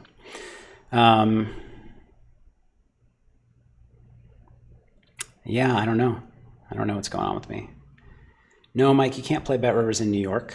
Right now, we're just in Pennsylvania, and the goal is to expand to some more, well, as many legal and regulated states as we can. But right now, it's just Pennsylvania.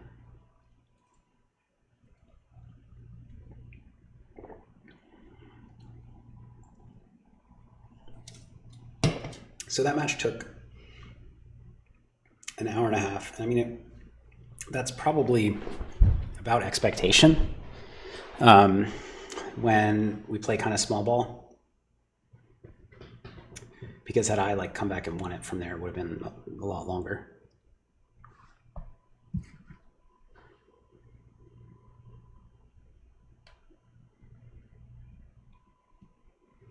All right, looks like a few more minutes until we restart. PG may ask, do you think it was the 2-pair cooler? Or do you think we should beef up aggression? Well, I mean, I lost, whatever, 4,500 or 5K, 4,500 or so with 2-pair. But so that was a lot of it. But obviously, I lost other pots. So the answer can be both. I feel okay about the way I played. There were a couple spots, a couple hands I would take back. But for the most part, I feel okay about it. I think there are a lot of spots where I could be more aggressive. And it might, it certainly would change the speed of the match, but it might not change EV very much. But I could also be wrong.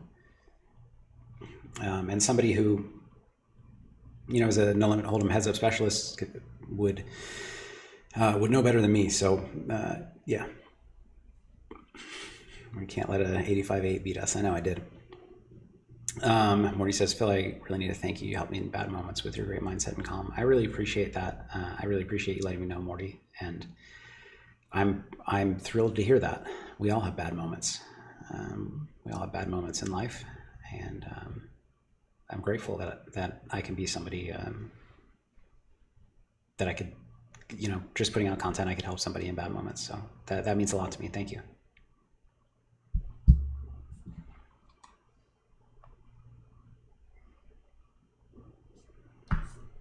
Nonstop says 4-3 suited, certainly not a jam there. You might want to check on those short stack spots. I don't know short stack play very much. I'm quite confident that it's not a punting jam at, 10 or 11 big blinds. And I think also I would expect Phil not to make some of the calls that,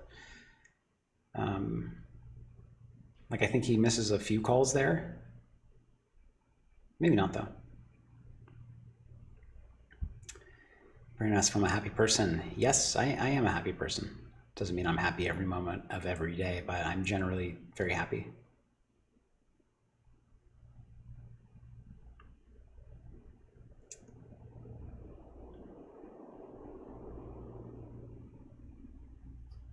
Interesting that I'm not back from break yet. I feel like I should have been already.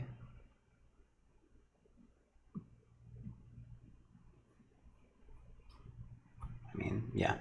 If I have some stream error again, I'm going to be surprised. But on my OBS, it looks right. So hopefully I'm back. You can always go crazy on a short PLO excursion while we wait for Phil Hellmuth. Yeah, I could. That's true. It's not going to be long at all. It's going to be, at this point, a minute and a half. I want to make sure my stream is working, though.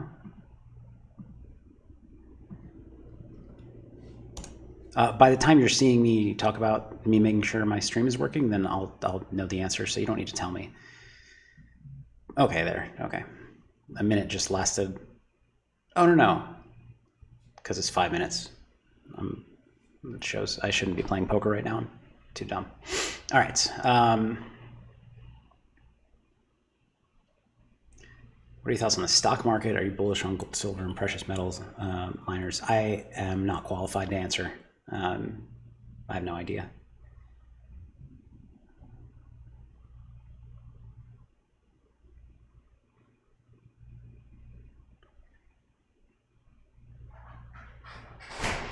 Steven, has Hellmuth ever blown up on you in a live cash game? I don't remember any time, but wasn't sure. I don't remember any either.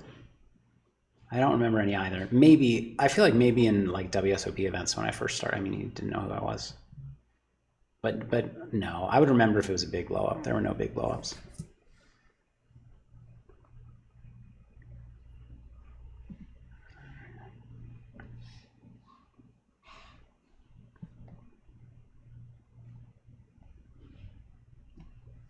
How realistic is it to balance poker with completely unrelated ambitions in life? I have mainly academic interests, but live poker pays much better, but I'm worried about all the hours I spend. Anytime you split your focus, if you're somebody like me who can obsess, you'd be better off obsessing over one thing if you can maintain that obsession and the interest and the passion.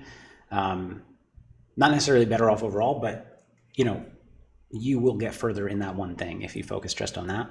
But I think it's totally realistic, just in that, I have, like, when I played my heads up challenges against great players, now we're back.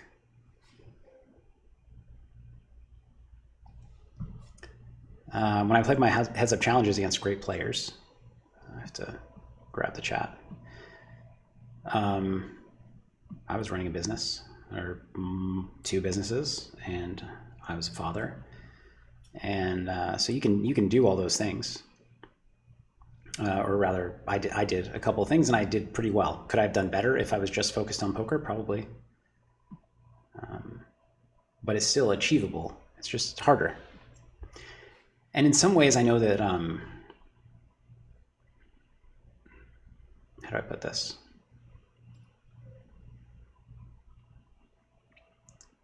I kind of don't believe him. I mean, because like, what would he do this with? An ace, maybe? Not, I guess. I feel like a flush would check. Let's see it. A 9.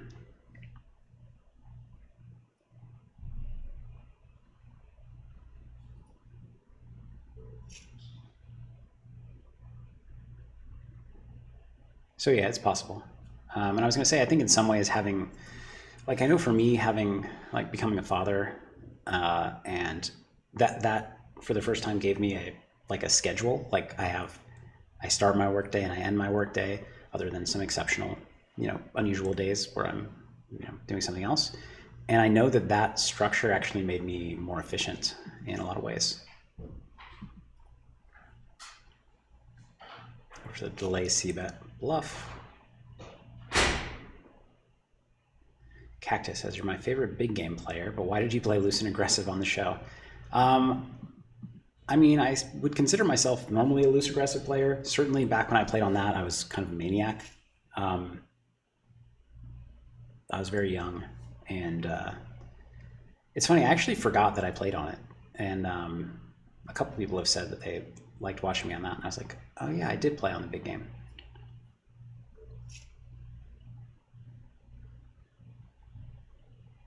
Do I remember Lego poker? Yeah, of course.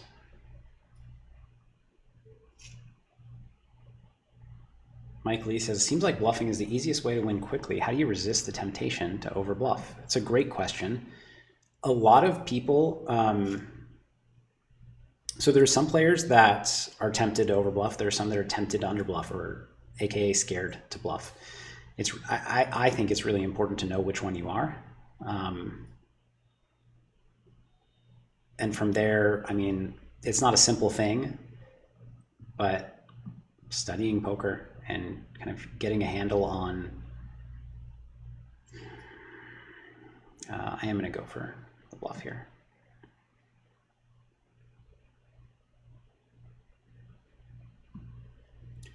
Studying poker and getting a handle on, like, what do you call me with kings? That makes sense. I was repping a 10. Like getting better handle on strategy and just noticing where you shy away from certain plays or where you take advantage of them too much. So for me, it was shying away from aggression. That was an issue that I had. And so what I did is when I get into spots and I want to make a more aggressive play, I will, I kind of don't like this because I feel like he's going to trap check his kings. I feel like he's going to trap his kings. 8 deuce, ace high, kings. I feel like if he, I'm going to make a nitty check. Okay, too nitty. Where was I?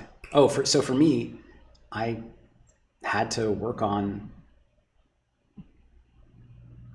pushing myself to make more bluffs and thinner value bets and just build bigger pots, which I know I'm not doing today because I don't think it's the way I want to play this match. But what I would do is when I got into those spots and I didn't want to make a play, I would ask myself, do I not think this is a good insert, whatever, the blank, like a thin value bet or a bluff or whatever I say just after I miss thin value bet. Or is this fear? Is this, discomfort? Are you trying to be comfortable?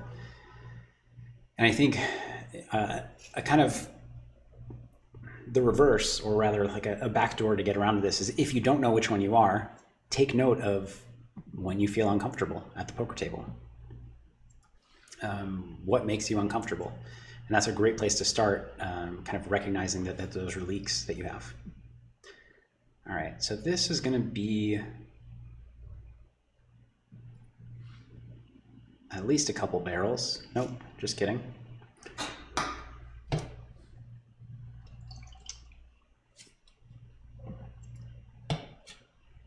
I had a realization on the break that because he only limps, pretty much, I can't 3-bet. So all the 3-bet pots are him 3-betting. I'm not thrilled that he's potting it. It feels like he's not repping much worse than my hand. Well, let's go with call and figure it out. He could have ace-5 or something like that.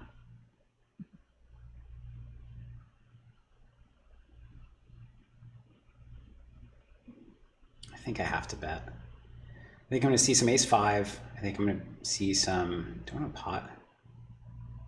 I think I'm going to see some ace-5. I'm going to see some 7-6 and 7-5. That speed of a call, I think it was ace-5. Sixes and a non-believer. Hellmuth just thinks I'm running him over.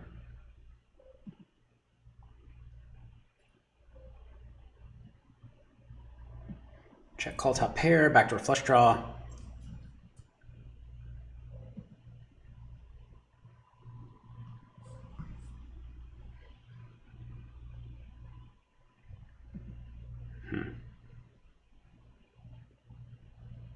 I think I have the best hand like 80% of the time, but it's hard to get value on that run out. Hard to get value on that run out. I get ace king high. So we see that ace king on jack 10. That's not abnormal. Do I want to rip in eights? I don't think so. I could. Nah. It might not be the worst to rip in eights in a spot like this. Because now I get in this weird spot where he's small betting. I think against small, I have to peel.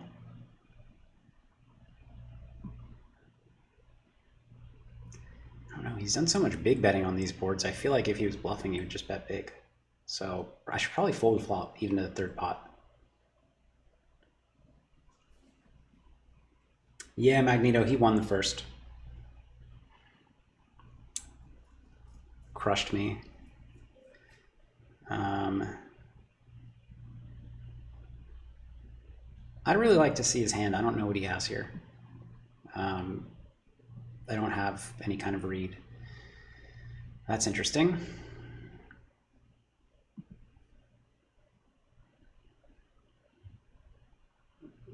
I mean, it's tough when you're up against a polar 3-bet range because you don't see as much like King Jack. But I'm in a jam.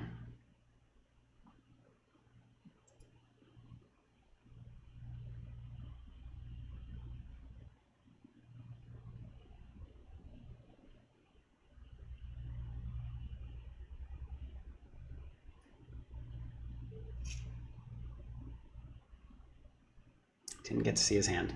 I think that was like an ace-5. I don't know.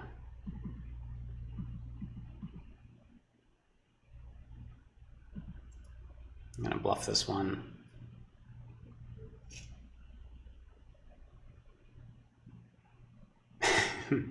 Lyman, good to see you. Lyman asks, has Hellmuth conclusively proved that 81-10 is the optimal preflop strategy for heads up?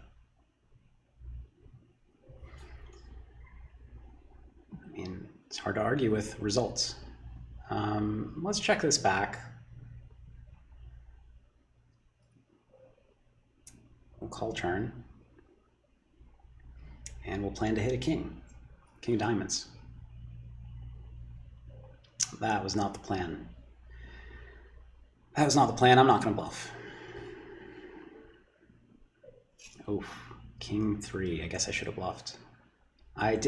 So I didn't expect to see king high there. I thought I would see like a 6, but I did not think king high was going to be shown to me. Otherwise, I would have bluffed jack high.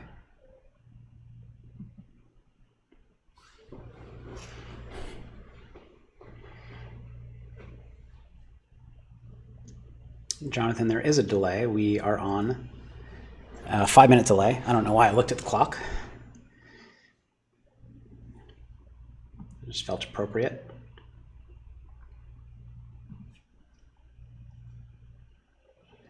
That seems like one. I'm going to wait till the river to bluff. Just kidding.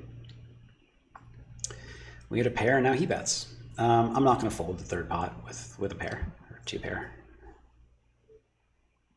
Okay, nice hand.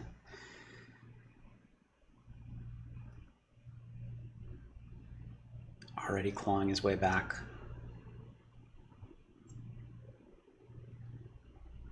Why do I never limp on the button, but Phil always does? He likes this style. I don't think it's the best way to play, but it's what he's comfortable with and enjoys. So I'm going to peel this one. Backdoor flush draw, backdoor straight draw.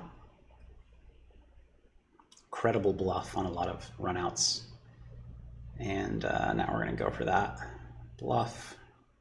I'm not in love with this. I'm not in love with this bluff spot, to be clear. I think it's like on the 4, he checks back a lot of ace X. Yeah, even ace 10 of hearts, which is a very, very strong hand to check back.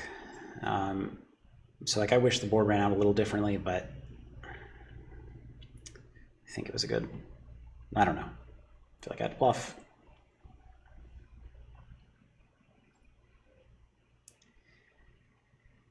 I guess we're calling. $50. Just throw $50 in a river. And now I'm tempted to bluff, to try to bluff him off of a chop, because maybe he had like ace 5, maybe he was bluffing, but I'm just gonna not do it. He might just have 6 of clubs or something. Okay, he had a 5.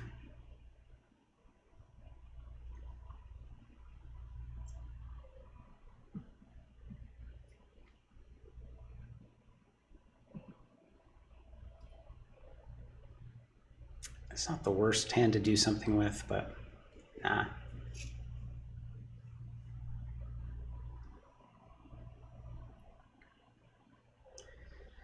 Let's fold 5-3, show him we can fold a button.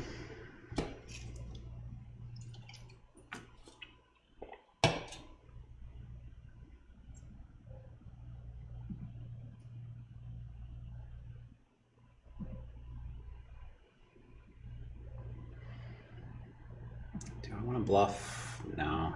Queen high might win a showdown. And now I want to bet. 2/3 seems fine.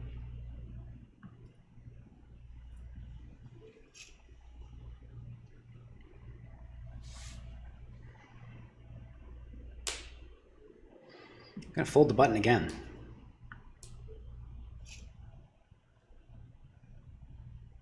Nittiness rubbing off on me. 7 deuce. Let's see a flop. Let's check whatever it is, and we'll take it from there. Just wondering if this is kind of getting in your way. I guess we'll leave it up there.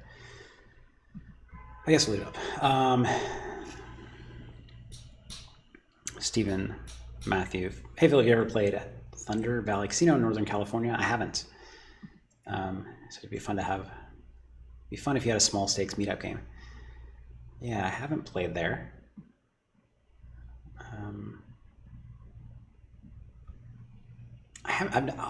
I've never done a meetup game in my whole long life. I'm gonna check back again. Just a little spidey sense. Not feeling like I'm beat, but feeling like, I don't know, just don't feel good about it. And now,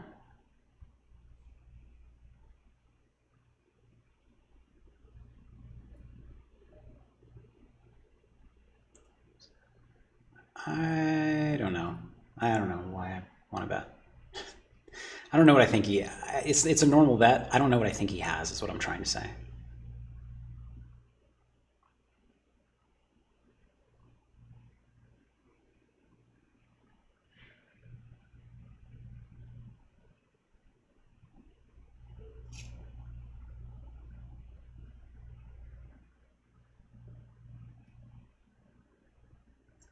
Okay, we're gonna raise this up.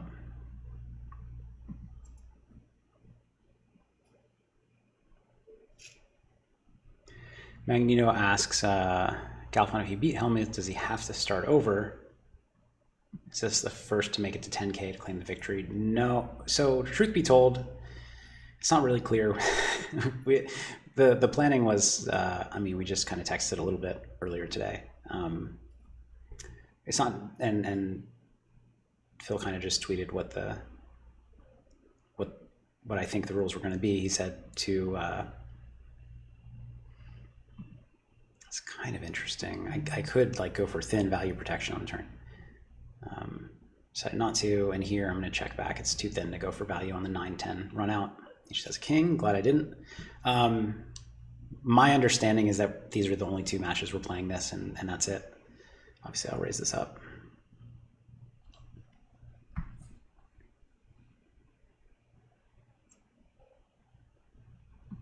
So I think this is it no matter what, although if we go, I don't know, I wouldn't be surprised if he wants to continue. I'd play another win or lose, but it does not appear that's the plan.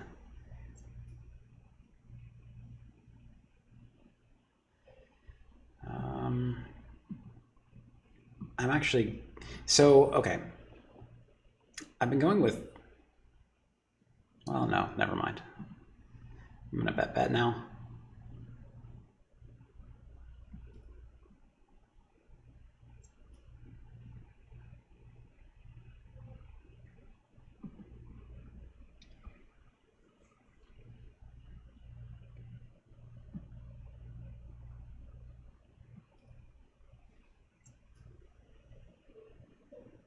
Okay, calls with. Nope. Next hand. Pocket eights. I was not surprised by that. I mean, the call is totally fine. I just, I'm used to seeing at this stack, you know, used to seeing that get in pre. For a second, I thought I had deuce 6, and I almost just called the flop.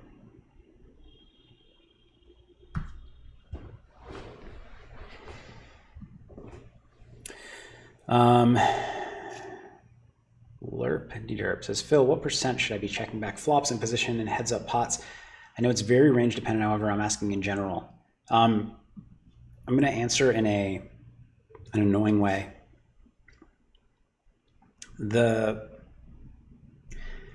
It's not the right question to ask. If you're asking that question and I give you a number, it's not going to be helpful. And so I would suggest that you, whether it's, I can't guess your full, you know, poker knowledge based on one question, but I do know from the question that you'd be better off starting at, I'm going to go for the check raise here. You'd be better off, I'm going to go for the check raise again. It doesn't seem to work very often, but.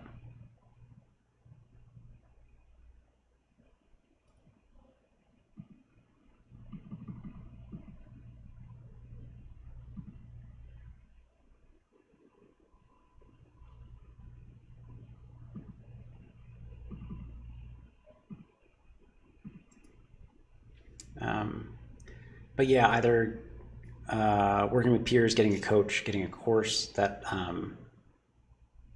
because, or if you're more advanced, then I'm thinking studying, you know, with solver tools. And then you learn, you know, on which boards, what strategies make the most sense, and so on and so forth. I'm gonna bet. Could check this, could bet this.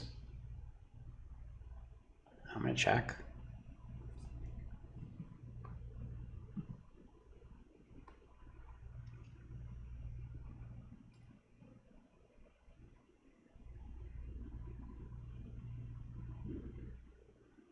And I mean, I call ace and a 2, also known as a deuce. It's just too good of cards to not call.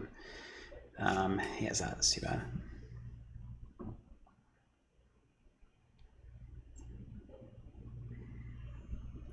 We'll raise up 8s. We will get this in if he does something.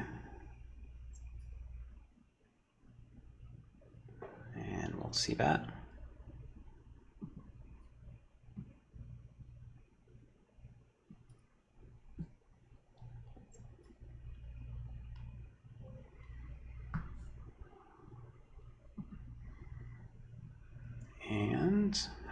to play this one. I think bet turn, check, decide, river. We need a lot of protection here. We can still get value. I mean, it's unfortunate if he has like ace four spades and he jams turn. I think I would fold to the jam, but I just think playing it as a check call is like not that thrilling. Playing it as a check fold is crazy. So yeah, I just like the idea of betting.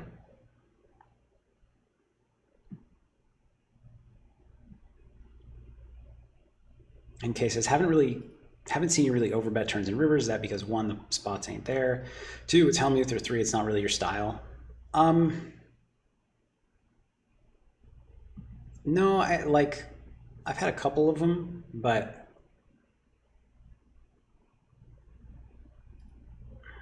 I guess the spots haven't been there, and or I miss the spots sometimes. I think I've not quite done enough of it, probably because I don't play this game, so I probably missed the right spots. Seems like a fold with ace queen high. Nice hand.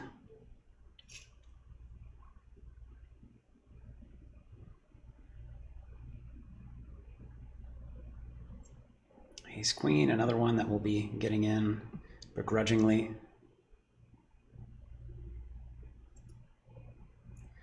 Here we go. Let's see. Hey, we're ahead. No. Okay, back to even stacks. But nice to see him shove. I didn't know, like, I actually didn't feel great about calling it off there because I didn't know if he shoved ace jack. I thought ace queen he would shove. Ace jack he might not. So good to see ace jack offsuit and just have that knowledge now.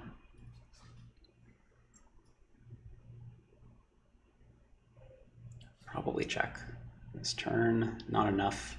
If I had turned a gut shot, keep barreling, but in this spot now.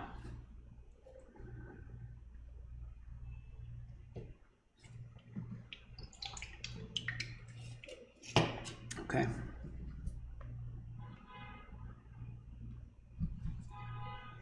I just heard a rumor that if, we end this match soon, he would play another. So we almost got to see. It's kind of exciting because I got that text right before getting all in. Jason asked, what are the numbers near the character's head mean? 81.3 and 65.65. That's VPIP, meaning voluntarily play the hand, voluntarily put in pot, and then raise, pre-flop raise. Check this one. Part of Hero IQ is the feature. We also have the 3-bet stat over here, the number of hands played as well, as I fold this turn.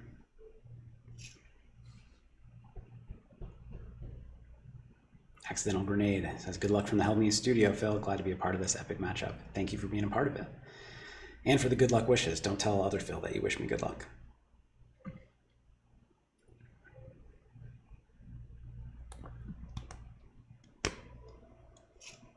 All right, let's get some cards.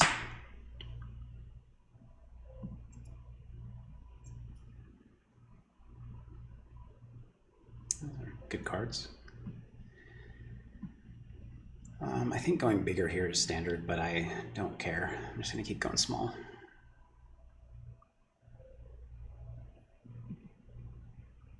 And I'm going to go bet check. It's kind of a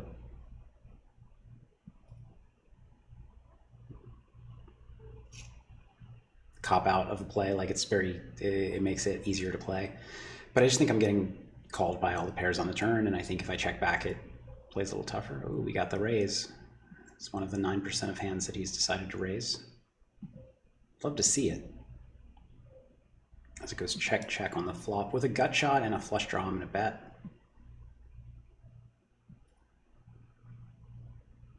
Okay.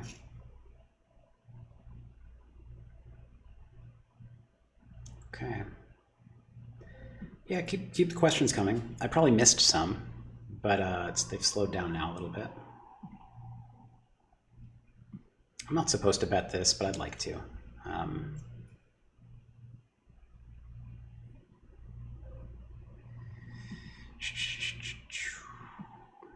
I wanted to barrel if I turned to gut shot or something, but I'm going to check this turn. And now I'm going to bet. Right? Yeah, king high, ace high. It makes a lot of sense that he could be, okay. It was king high. Got there with the 10.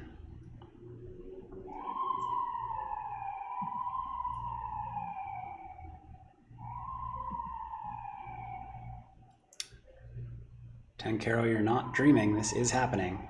Phil versus Phil. Stop says, hi Phil, I used to be a big fan of yours. I live in Pennsylvania and I've tried since launch to play on BetRivers, but I've never been able to play a hand. Interesting. Can you, if you can either get in touch with Moonlight Master and share an email address, or if you want to share a way that I could identify you to the team publicly in chat, I can see what's going on, or try to.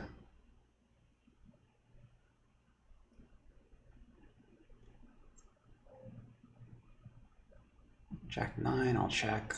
I can maybe start raising some thinner value hands.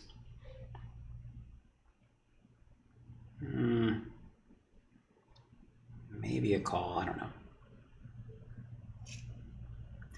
I've not been doing a ton of post-flop raising. I feel like I should be, but I don't know. I feel like I haven't found the spots, but maybe I need to push myself to be a little more aggressive.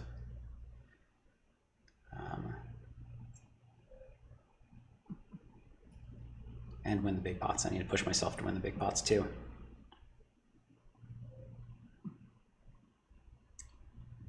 Thank you, Steve. Thank you. Go home. Go to your home. All. Bet's turn. I'm going to fold this one, actually. It's kind of nitty, but.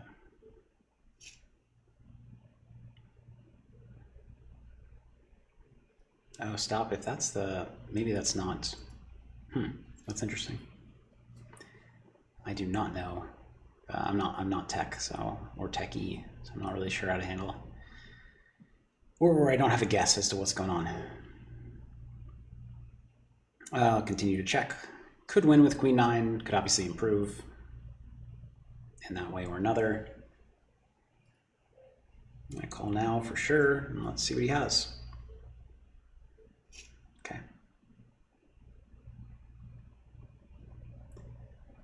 Do we lose any buy-ins? So this is our second match. I lost. We're playing 5K freeze outs at 25.50, and the first one I lost. So I'm down 5K.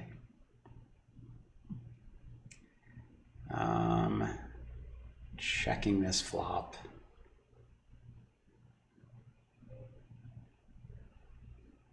Gonna check the turn as well. Am I? No, I'm gonna start betting. I'm gonna start betting.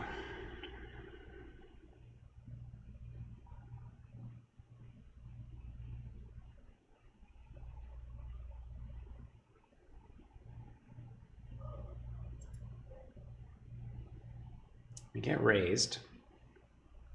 I'm not going to fold. I'm going to call. I'm going to call.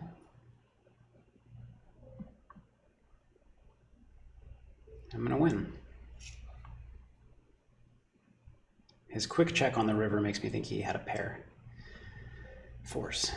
That makes sense. Get some protection. He has 6 outs to improve. And those are cards that I slow down on, so it's a pretty good hand choice for that. Let's bet this terrible 8 for no great reason. He goes a big check raise. I kind of just want to go nuts. What do I want to do here? I don't know. I am suspicious. I'm suspicious because I don't know. I'm suspicious. But how do I want to handle it? Do I want to?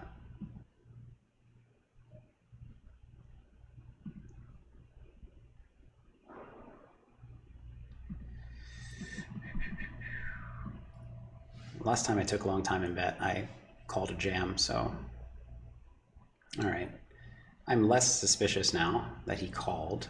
Might just have like ace 10. Maybe he has ace 10 actually. I'm going to check. I'm not going to bluff my 8. Maybe he has a draw.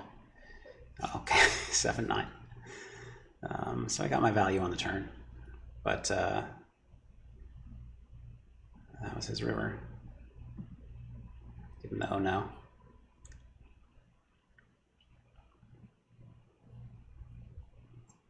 So this is the second one. Yeah, this is the second one we played. I lost the first one.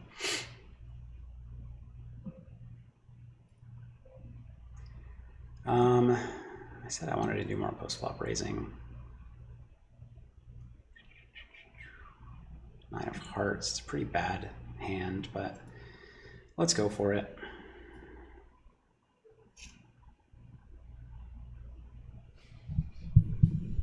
Yeah, so we don't hold 5 high. We're not allowed to add on or top up.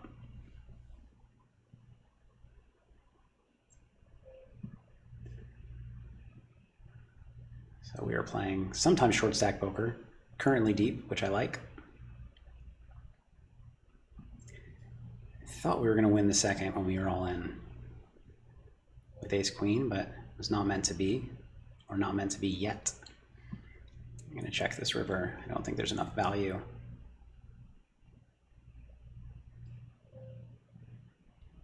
He goes bet, check, bet. Queen X makes sense. Would he bet a 9? Probably, maybe. Some kind of 10, jack, 7 or 6 blocker, maybe.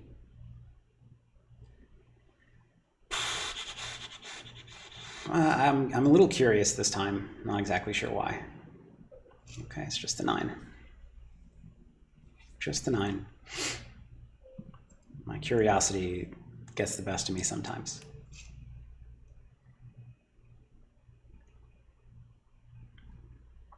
Yeah, no, we can't top up. Go to your home. And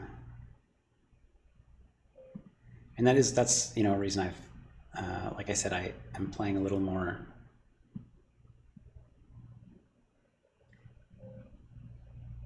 I'm gonna go for the check raise.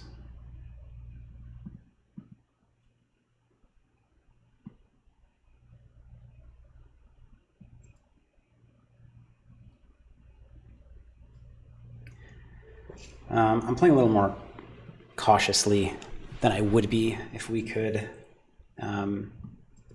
top up, because I don't know, I want to get into more turn, like, I don't know, I want to play more hands. I don't want it to be over at some point in the not so distant future. All right, I'm going to overbet the turn. Although, man, he can make some big folds. Maybe I'm not going to. I'm going to be. I don't want to set off his white magic alarm bells yet.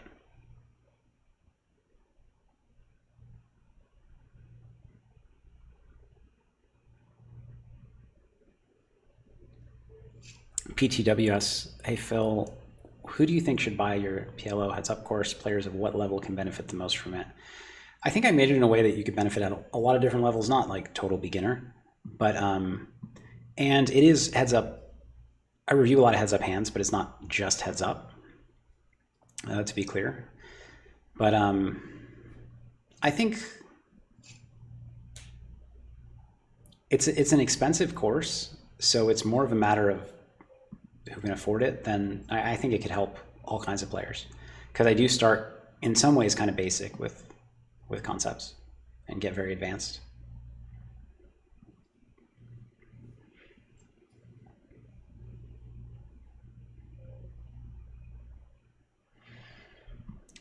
Guess I'll check. Now I'll bet.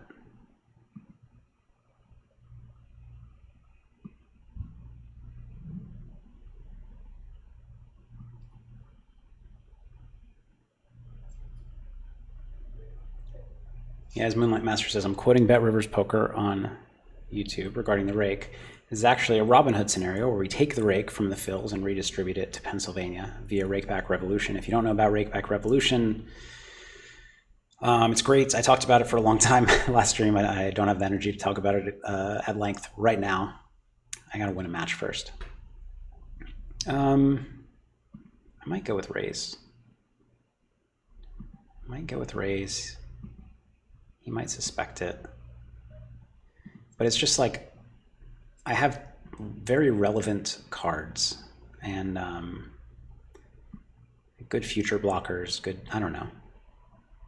On the 7, I'm gonna check. I do have some showdown value here.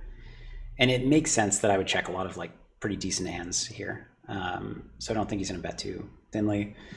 And check the river as well, and you know, probably goes check and he has a 9, but that I could win against some stuff. Jack 5, okay. Zorsha, I'm glad my voice has soothed you to sleep for years. That's, I know, true of many poker players. And it's not necessarily what I set out to do, but hey, I don't know. I don't know what I was going to say. Something. Let's go for a check.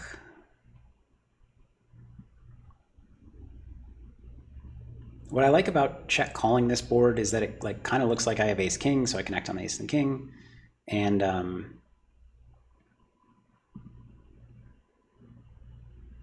but now, how do I want to play this?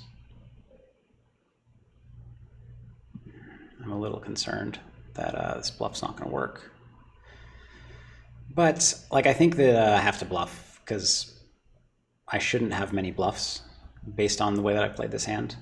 Because ace high and king high in my shoes can just check down. A lot of like 7-6, jack 8, other stuff would have bluffed at some point already. So, I mean, Phil's a good hand reader, so I think, yeah, I think it's good to make bluffs like that.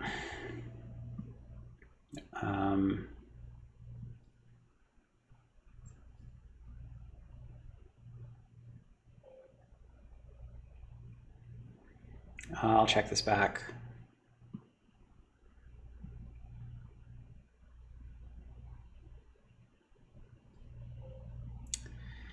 Gotta call that. I mean, I don't think I beat value. It's possible I beat an 8, but he could be bluffing too. And I just have a good hand. Okay.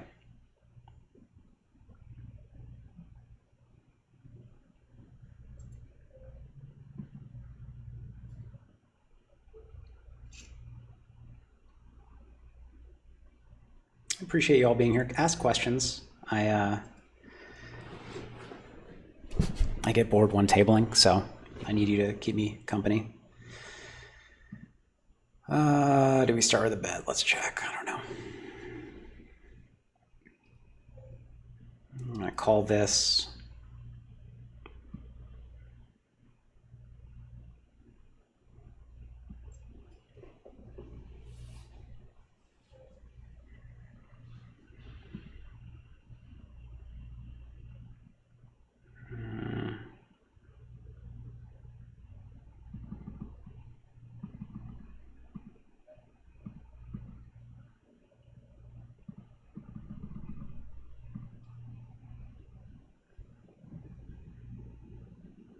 Let's make him think I'm trying to run him over. No. Didn't give it much thought. If he folded an ace that fast, I'm embarrassed.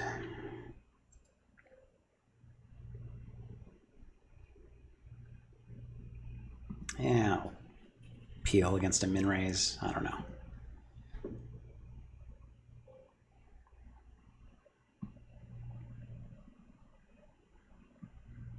Jorge says, I think Phil's going to win this one. I agree.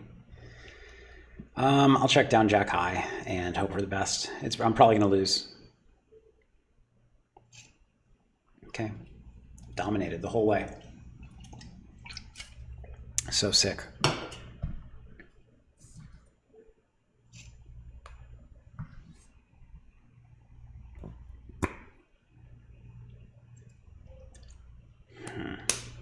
All right. He's giving me a chance to 3-bet now. He's getting that open raise stat up. We'll see how this goes.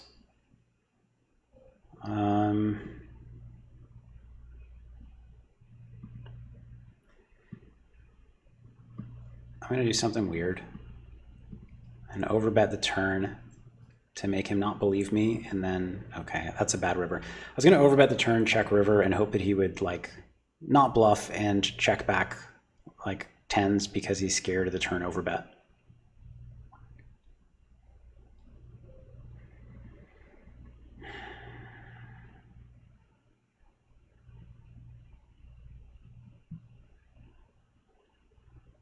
I don't think he's betting an ace. Is he betting an ace? 10-9, queen 10, king high. I think I need to call. Flushes make some sense, of course. Of course, flushes make sense. He might go bigger with a flush though. I don't know. I'm gonna call. Ace queen. Okay. I thought he'd get a little scared by the overbet. It didn't work. Didn't scare him. My plan was foiled.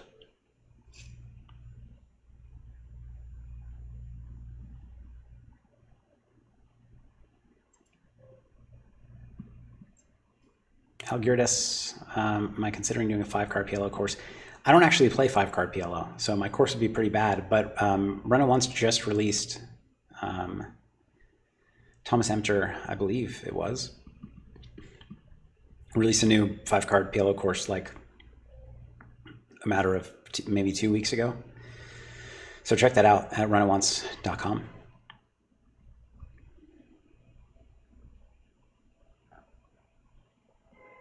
Oh, Moonlight Master beat me to it.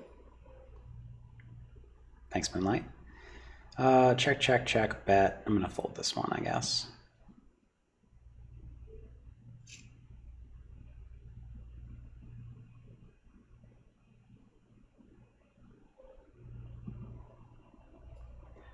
Scott wants to know why all you big winning poker players always try to sell courses. I don't think we all do, and I can't speak for anybody else, but for me, I've always loved teaching. I was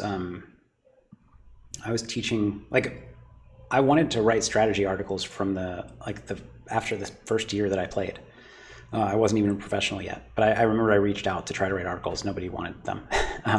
But then I think 2 years later, I was writing articles for Bluff Magazine, and I was making training videos soon after that. I've made poker training videos for, I don't know, 15 years, 16 years, something like that. I've just always taught poker. And I think I will always be somebody who, I love to learn something and figure new things out and then teach it. And so I think whatever I get into throughout my life, that'll probably be something I do. Interesting turn. I turn a lot of outs.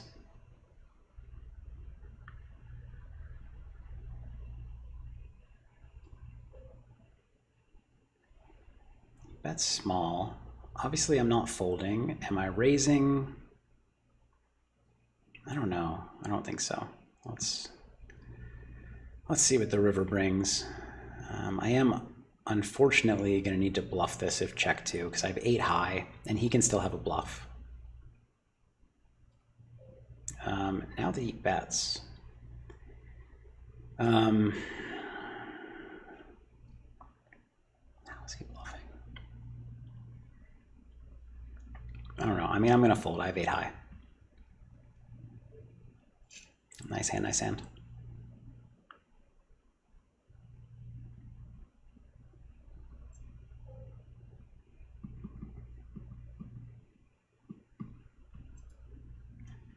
And go for the raise. Take it down. No, I've heard about the Keating hand, but I haven't seen it. Mark. I'll check this. This is match 2, Tall Paul. I lost match 1, unfortunately. Alan Pierce says, elite member, best place to start. Run Once Elite is awesome. I'm a little bit biased, but the great thing about Run Once Elite is that you have 2 videos every single day for the past 12 years, all in a library. from many of the best pros in the game. And it's not a kind of an A to Z course like From the Ground Up is, like we were talking about. We have a few From the Ground Up courses. I have, of course, Foundations. This is PLO. It's not structured in that way. It's just a lot of, like, just a ton of great players showing you the way that they think about the game. I'm going to 3-bet this one.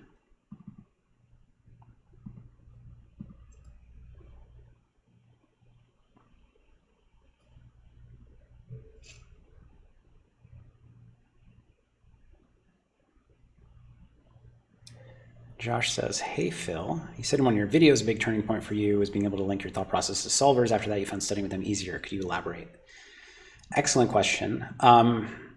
Essentially, once I stopped trying to memorize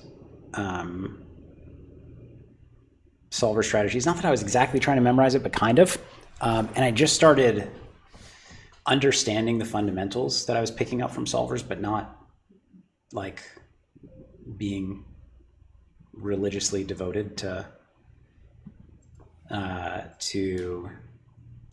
following solver strategy.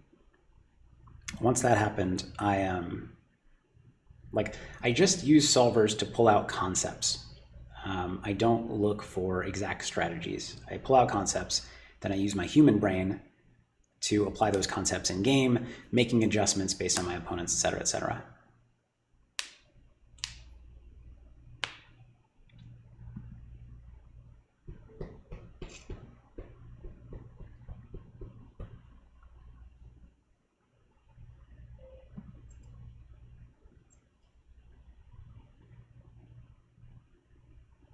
Okay. Let's check back. Let's be crazy.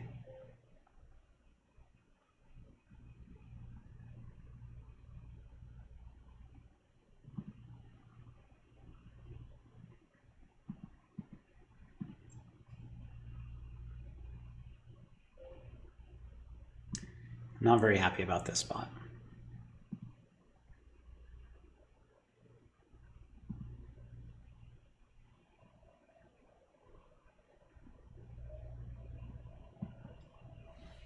Not very happy about this spot, yeah. Just can't check down 4 high. It just doesn't feel right. But you can't, if you think you're getting called more than half the time, then you should check there. But I wasn't confident enough to check 4 high.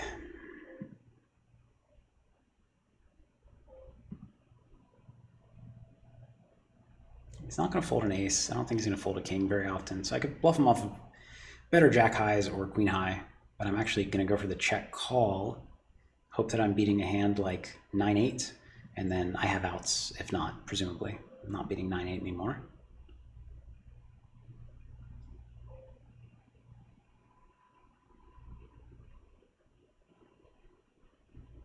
He's kind of saying he has a 5, I guess. I don't know. I have jack high, so I'm going to fold this one.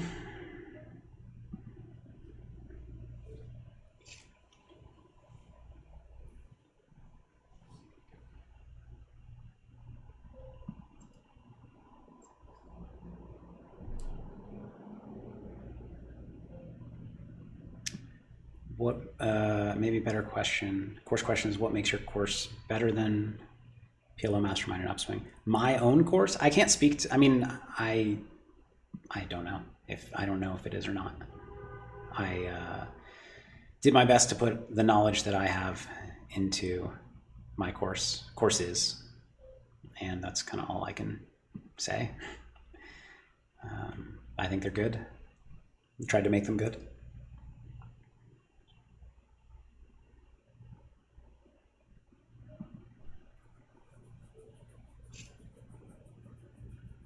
Checking the turn way too much.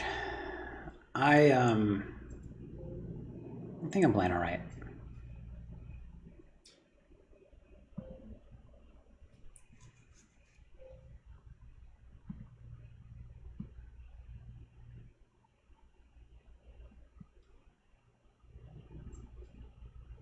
Okay. go for value on this river. Do I want to check call? No, I want to go for value. Yeah. Skylar asks, does 5 big blinds seem kind of big for a pre-flop open? I'm raising his limp, so it's a little different than if I'm opening from the button. From the button, you can see here I go to 2.5. I don't have a strong feeling about if it's good or not, but it's what I've chosen to do.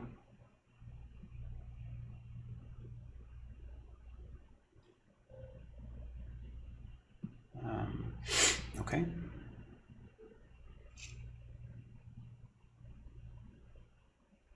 Jarrett said you should try to do a YouTube video breakdown of the Keating hand. I think it would be interesting to hear your thoughts, although it was definitely not solver approved. Yeah, I've heard enough people talk about it. I'm very curious to see it. So maybe I will do that.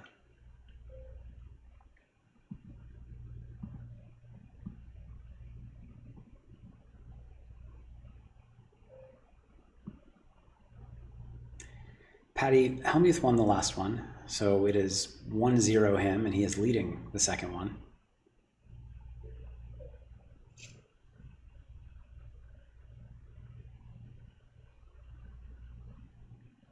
Raise it up here with 6-4. Let's see what he showed down. A weaker jack. Standard-ish. We'll go ahead and bet this flop. Take it from there.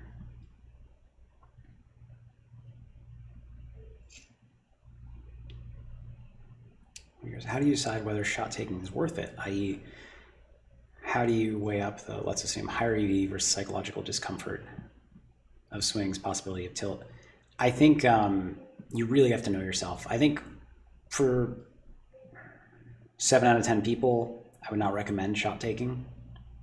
You just kind of move up gradually with, you know, with proven track record at the lower stakes and a bigger bankroll once it reaches a certain amount. I did a lot of shot taking in my career, so I'm not saying you're not allowed to do it, certainly, but I think how do I say this? Yeah, like for me, I was always able to, if I lost in a shot take, truly step back down and focus. Okay. 3-4, 6-3, 6-4.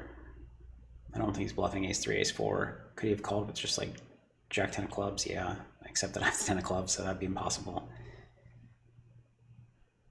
9, how does he have a 9? Because I feel like this is more of a 9 than anything else. Why am I suspicious? I shouldn't be suspicious. Why am I suspicious? No, I shouldn't be. Nice hand, Phil.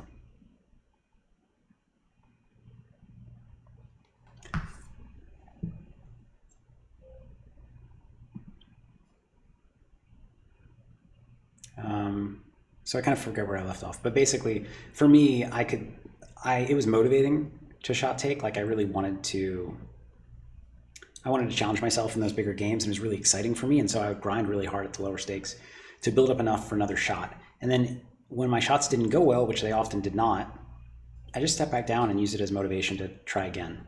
Whereas a lot of people will chase their losses and or like be demoralized and tilt at the lower stakes because they're so small compared to what they were playing. So I don't know. I think you got to know yourself and what you are and are not. This is going to be a 2-barrel, by the way. Unless I hit a 10 or 9. Okay.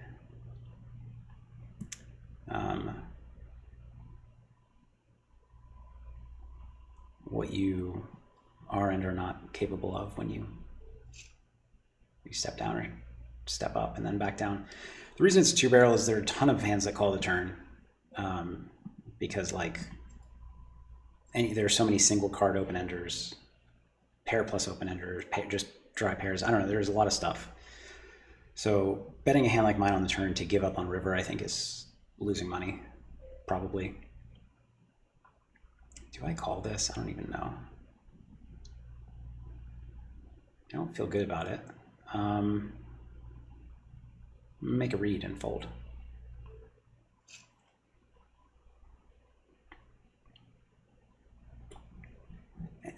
NK says, best of luck, Phil. Thank you. Any general advice for timing tells heads up and how to exploit them? I guess we're going broke with this one.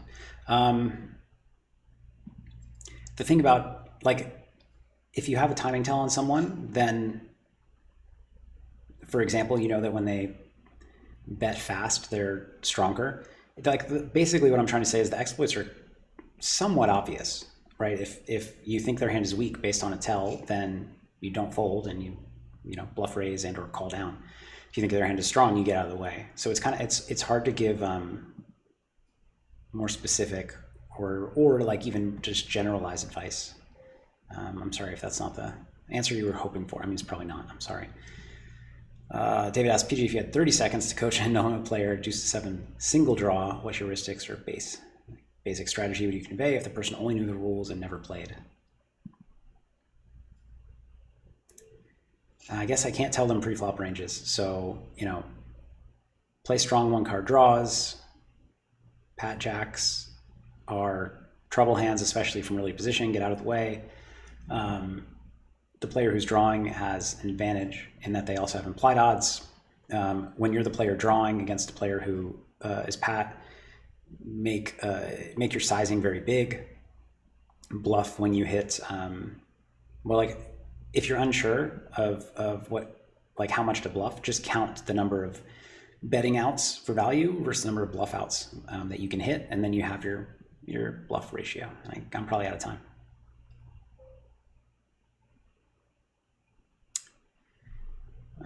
Check. I'm gonna fold.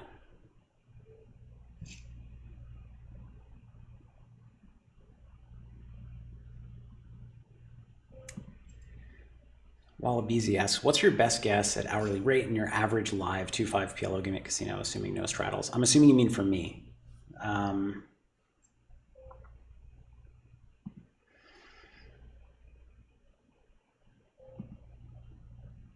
don't know, 20 big blinds an hour?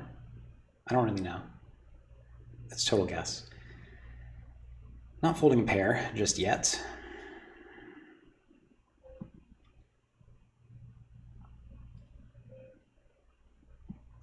Now I am.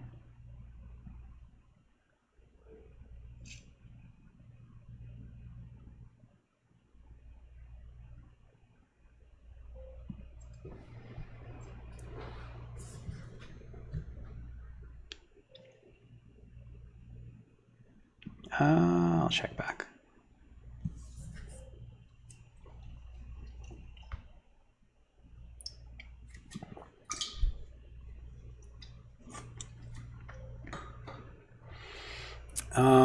Yeah, this is interesting.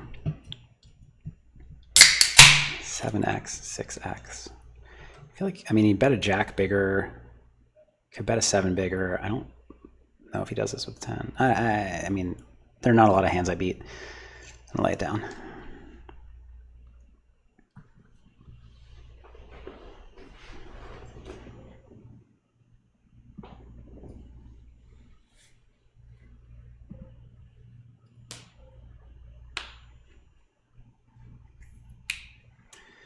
Gonna check call. We hit 2 pair, but he's potting. So if he bets, like we might be beating value now, but if he fires a big bet on river and we don't improve, we're no longer beating value bets, especially on the 5. Interesting card. Okay, we win against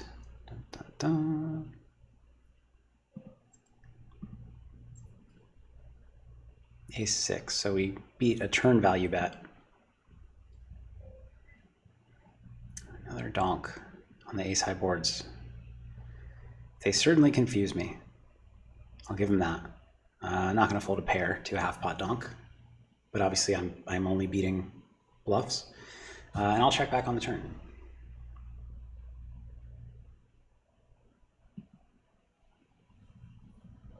Okay, we got there maybe.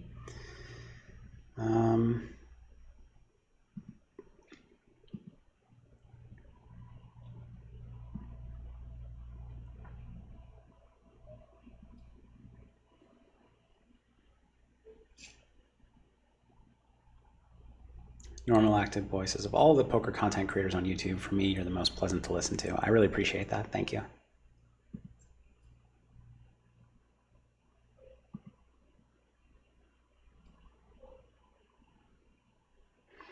I'll fold this one.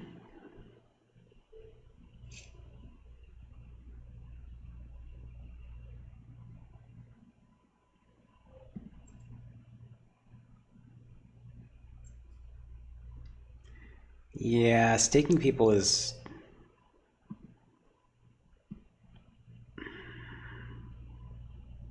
I don't know. It's kind of like, I don't know, the first time a lot of people invest in like anything, whether it's like the first time they invest in crypto, the first time they invest in a business, like if you're not a professional backer, the first time you do it, like, or if you're just doing it casually, like you're going to make a lot of mistakes, I think. So I would not advise it unless it's like a line of work you want to go into. Daniel, I am in Pennsylvania. I'm in Philly right now, both Phils. And I'm going to check this back. So I'm going to see what he has. Okay.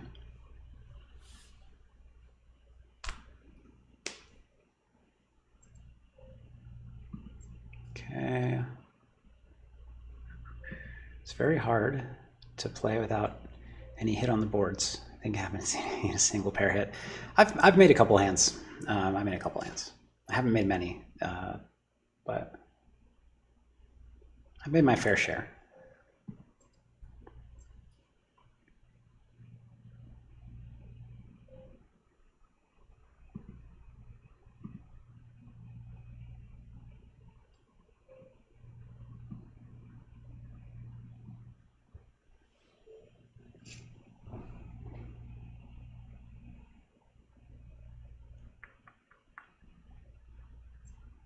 Okay. I'm very curious. Don't tell me. I'm not watching stream. I'm just curious, like when he decides to min raise versus when he decides to limp. I'm curious what, like, how he's picking hands, because I've seen similar hands, I feel like, in both ranges.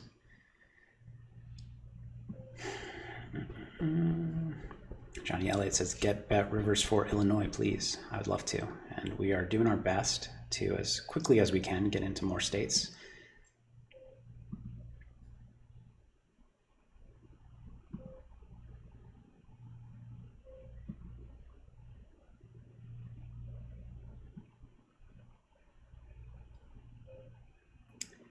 Laszlo, yeah, 40 buy-ins is, like, it's a little bit,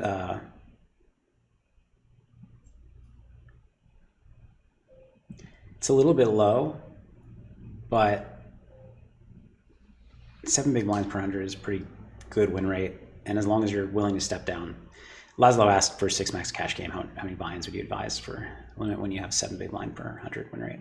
I, for some reason, believe, wait, do I believe him? Yeah, I don't know, I do.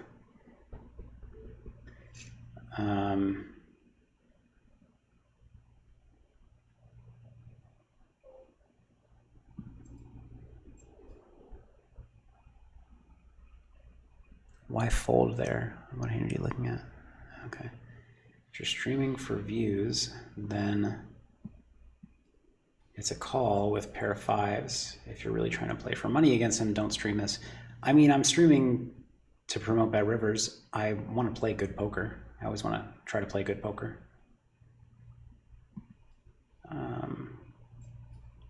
Guess I'll bet the turn, and I mean, my decision gets easy on the river. It's kind of tough on a brick river. What to do.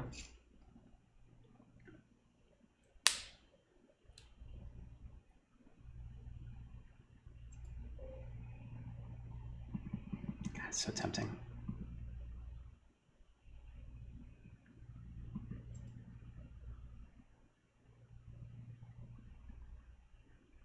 Oh no, here comes a tilt 4-bet. I thought it was a tilt open, so I 3-bet, and now it's a tilt 4-bet.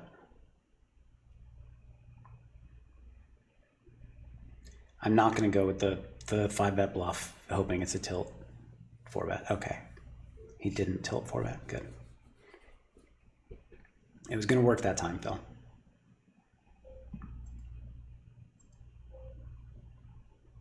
Okay, we'll call.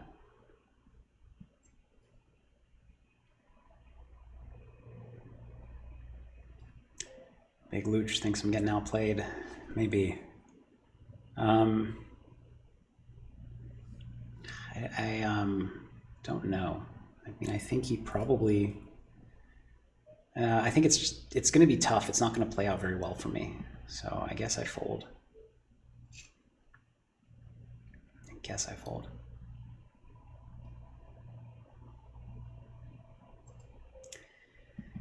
All right. Going broke with 10s.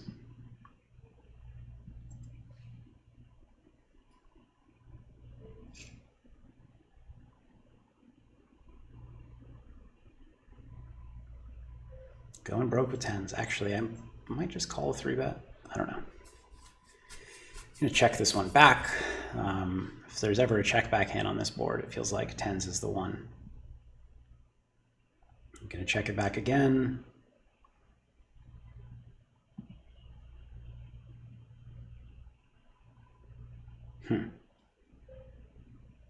Not loving this. Since I feel like maybe he could, like, I think I lose, but I beat the board, and like, you're never supposed to be able to fold a hand that beats the board here. That would be insane. So I'm not going to, but I think I lose. I don't know. Maybe I could.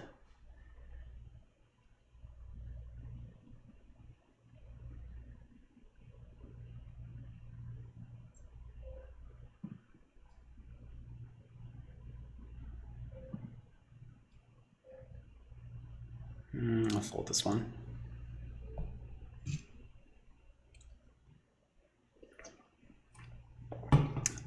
Okay, I'll fold this one too. Cash says, Phil, who are some individuals have been making the most money? Okay, message retracted. Cool.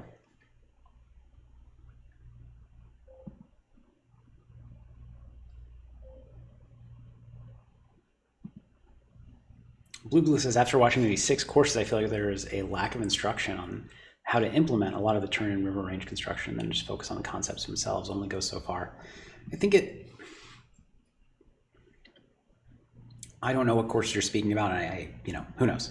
I don't have, so I can't agree or disagree. What I would say is, I don't think you can really teach somebody exact turn and river implementation, because I don't even think you can learn it. It's just too complex. And so it kind of has to be concepts. Nice hand.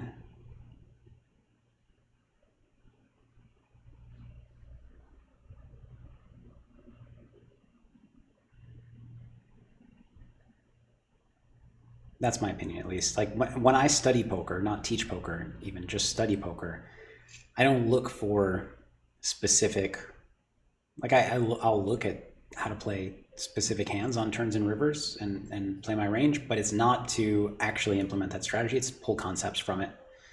And then I can use those concepts in game. So that's how I like to learn and how I like to teach.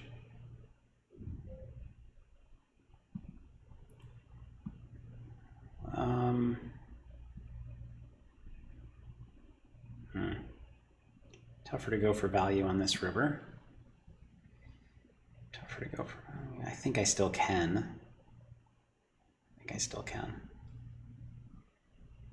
PG, if you're playing a 6-max Badoogie PKO, it would be bottom of your RFI range under the gun and on the button. I'm gonna pass. I don't know. Yeah, kind of smelled that. I don't know if it's, I mean, I think it's value. I'm getting 2-1, but I think it's like 80% value, which I don't have. I don't know. I believe him.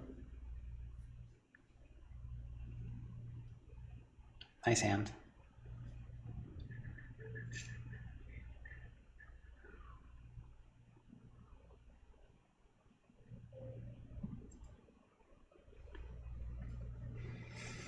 am getting run over. Lemon, I like that answer.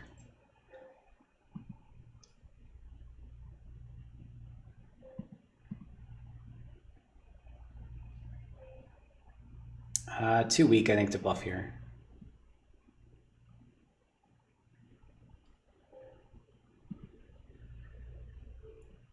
Kevin, no, BetRivers Poker is right now just available in Pennsylvania, but we will be looking to get into more states. However, New York does not have legal regulated online poker. So we will not be going there until it does.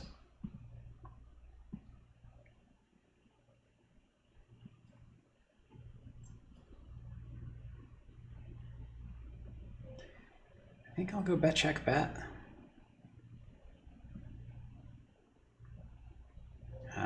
Not the best river, but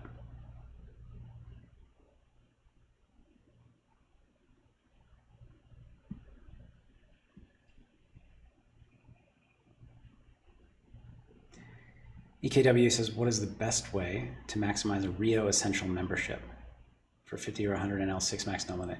Keep running into too much solver content that makes me zone out. Okay, so it's what I would say is obviously there's a lot of solver content there, and some people that's how they like to learn. Others like to learn from, you know, the format that's become known as play and explain. Back in my day, we didn't have a name for it. I called them live play videos, but it's excuse me. You can find coaches who, like, the way that they teach resonates with you. So watch videos that are not solver videos, and there are plenty that are not solver videos, and see which coaches you enjoy learning from, and then continue to consume their content. I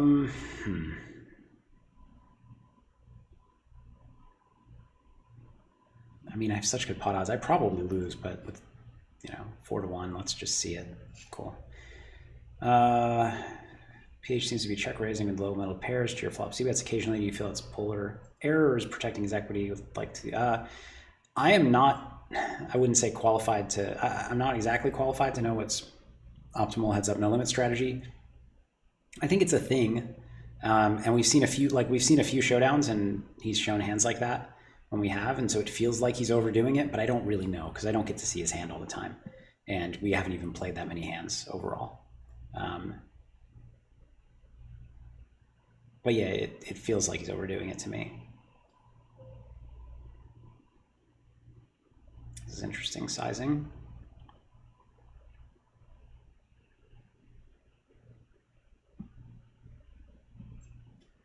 We'll call once again. It's kind of feeling like a 6, which is bad news on the 6 river.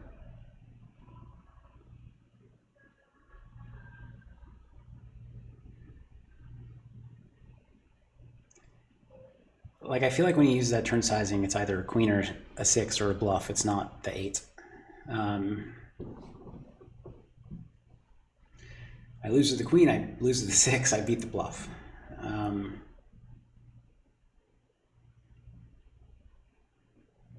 I don't feel good about it.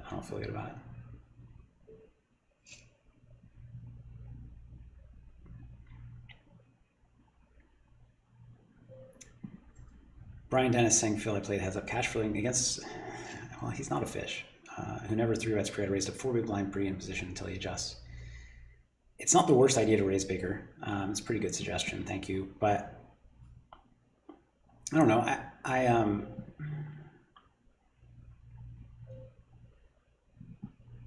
he is 3-betting some, and I actually think that he would 3-bet more against larger sizing. And so I don't know. I don't feel strongly that it's bad or good. It's certainly fine, but I'm going to stick with this just because.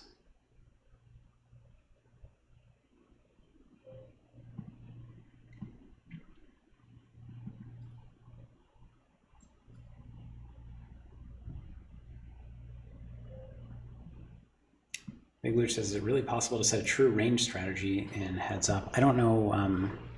I don't know what you mean by that. So could you clarify the question? I'd be happy to answer. Okay. Check calls. Now he's betting.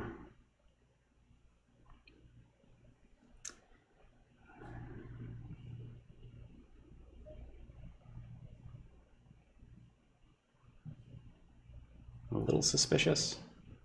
I probably shouldn't be, but I'm a little suspicious. Let's see. Just the nuts.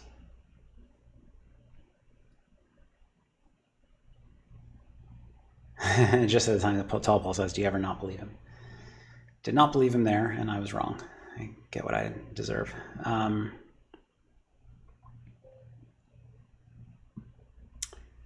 Devin says, Phil, maybe a year ago you made a video about a heads-up battle between the two guys you thought were the best at heads-up PLO. Results conclusive? I don't know. I think they're playing again. I don't know. I don't know what the results have been. I could maybe call that. So I don't know. I know that last time they played, it was like they ended up pretty close. I don't know who was ahead, but it certainly did. Like seeing the results the first time didn't make me feel like one of them was clearly, came out on top.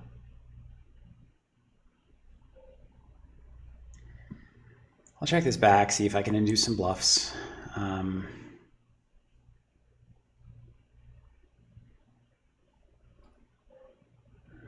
me get the pot. I mean, I wanted to induce some bluffs now.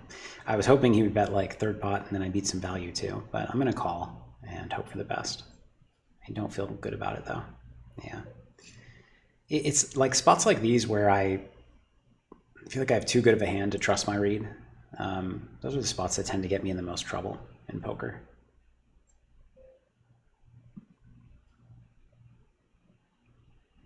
Blue says, thanks. And the course are just from various sites. I get that we are supposed to bet more better equity boards and turntables. Hold on. But IP, like realizing draws, realizing equity, it's so confusing. Yeah, I mean, there are a lot of concepts to factor in, and not every coach teaches them in a... So I think one of the things that I maybe could have value about this. One of the things that I would urge you to consider is that there are a lot of people who teach poker, or not even necessarily teach. I don't know how many course creators are like this, but a lot of people who like talk about poker publicly, like social media, like in free content, who just say a lot of words that makes it sound like they're like advanced, and they think they are. They're not trying to fool you, but they just say a lot of fancy words and there's not real substance behind it. You'll notice that when I talk through strategy, a lot of times I'm using pretty simple language. And I think that being able to use simple language, or like there's the adage of if you can't explain it to a 5-year-old, then you don't understand it. And that's kind of what I believe is the case here in a lot of situations. Face the check raise. We're not going to fold a 6 on Queen 6 deuce rainbow, but we're not thrilled. As this pot's about to be 800, or stack's about to be 1900. And it could get real. Yeah, Brent, we have an agreement not to have each other's streams up. Did not want to see a bet.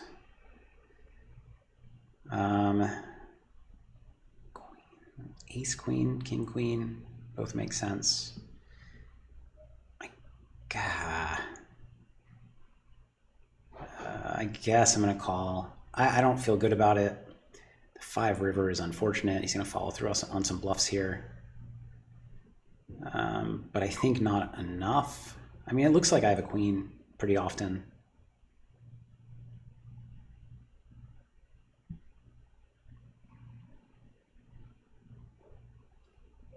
Yeah, I don't feel good about this. I should have just folded the turn, probably.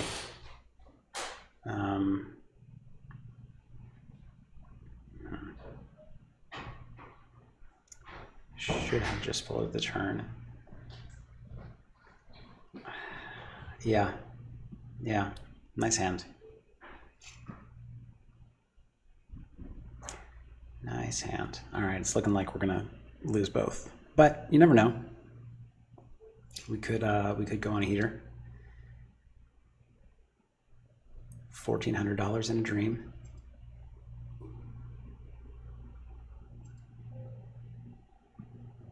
Christian, very kind words. Thank you. Thanks for being here to watch. Hope I can put on a better show than this. I guess we'll go to 200 now with these stacks. 250 is kind of big. Yeah, we can't top off. We're playing freeze outs. And Hellmuth is continuing with his heads up, incredible heads up record.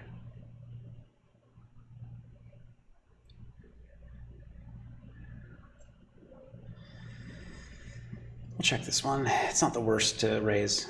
I mean, like any hand's not the worst to raise. Oh, what bluffs I thought he had with the 9-8 when he had 9-8. He can check call, like it was 9-9-6 flop. He can just call with Jack 10 with the back door, or I mean basically hand like Queen 7, stuff like that. Ace King would not have worked to raise pre. And also, why is he checking that down? He just read me for a very weak hand or a very strong hand, I suppose.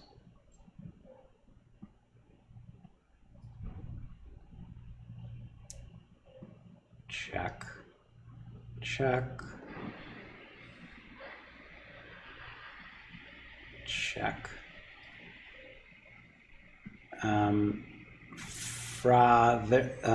They were talking about Very Sweet and Am So Good, who were playing a heads-up match. They might be again right now. They were playing a heads-up match, and I made a video about it on YouTube about a year ago or a little more.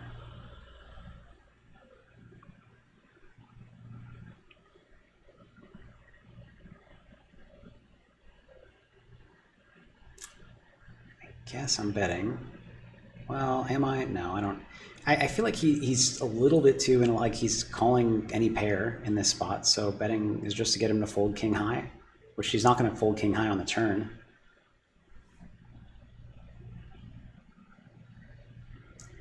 King jack. How do we want to play this?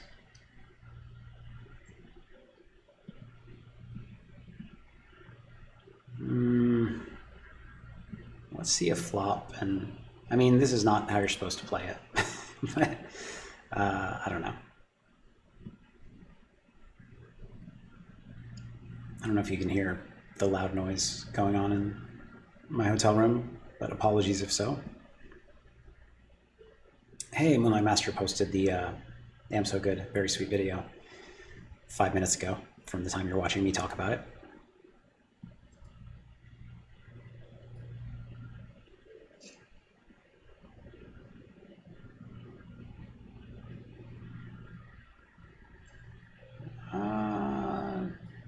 Big blind poker, not my favorite, but the fact that like it goes limp check a lot, we can still play multiple streets, so it still is the kind of poker I enjoy. I'm not going to bluff queen high. Have I ever worried that playing poker is an addiction to some degree? I do not mean losing, but itching to play, playing unhealthily long sessions, neglecting other things in life, etc. I think it absolutely can be. And I also think it's not binary. Like you don't need to either be like you're either a professional or you're an addict. I think a lot of pro poker players can get sucked into playing longer sessions, can get sucked into kind of chasing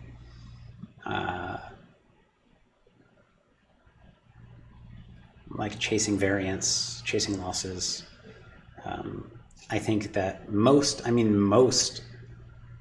professional poker players I know have some degree of, gambling tendencies in them.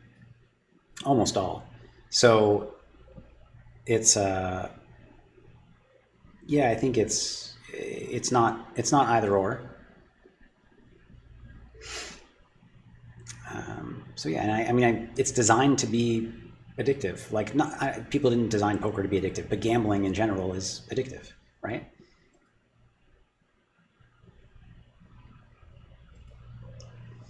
Oof, 375, and I have ace nine. Why didn't he just shove? Because he has like aces or kings or a bluff, queens.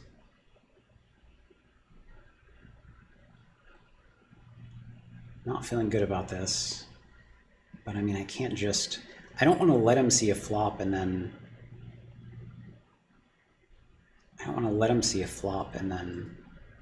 you know, hit his whatever, queen seven offsuit. Okay, it's just queens. But like, it's not the end of the world to get it in with one overcard and hit your one overcard. Maybe make a good clip of Hellmuth cursing. But yeah, with so little behind, if I think he's bluffing enough, then I'd rather put it in than just call.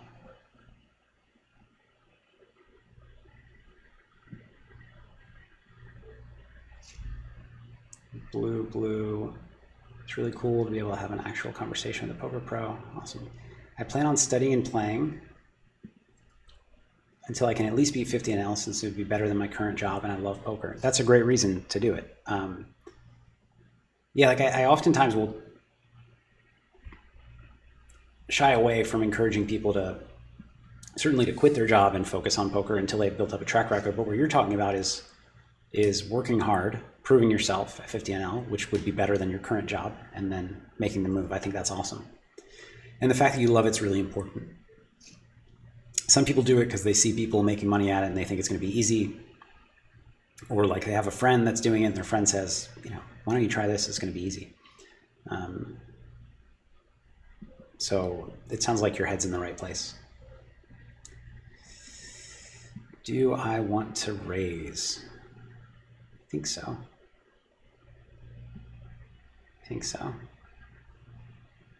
No.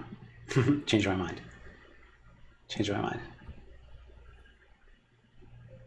You tricked me.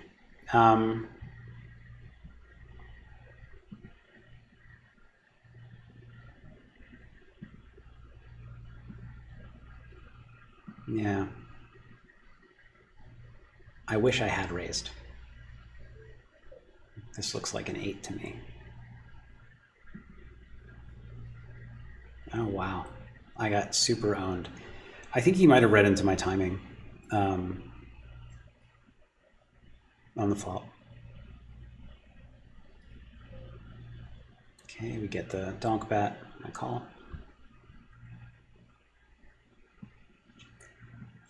Wow says, Phil, what duration would you recommend for an efficient study session in terms of hours? Great question. This is an interesting one. The straight flush draw. I don't think I'm getting much value though.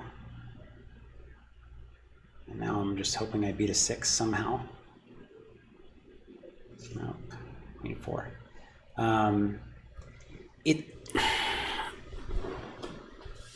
It really depends. I think that it's really important to follow your curiosity. So I think that if you're making yourself grind out these long study sessions and you're super bored and you hate it, you're not going to retain that much information. And you're not going to, probably most people, some people can, you're not going to sustain that for very long if you're most people. And so what I like to do for me, and what I recommend for a lot of people, not all people, I think people are different. And as I've worked with more people and coached more people, I've gotten kind of more of what am I trying to say? I've learned more and more that people are quite different. And I'm gonna go for 2 barrels here, yeah. Am I gonna go for 3 barrels? Maybe. And I think, what I do, and for most people, what I recommend for most people is, have some kind of base study habits that you kind of set out to do and hold yourself accountable for, but then also after that, kind of just following your curiosity. I prefer to make a lot of my study sessions ones that I'm just like, I'm really curious to study this opponent. So I just go deep on breaking down this opponent and figuring them out. Whereas other ones, I'll do, I guess I'll peel here. I'm not happy about it. I would probably fold 8-7 of diamonds, but queen 8, like I can beat some, like he might just have like 10 of clubs, 8.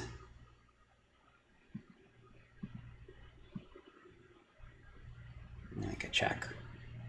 And I'm gonna check again. And he has 7s. So 8-7 would have been a very bad fold because he would have had 1 out.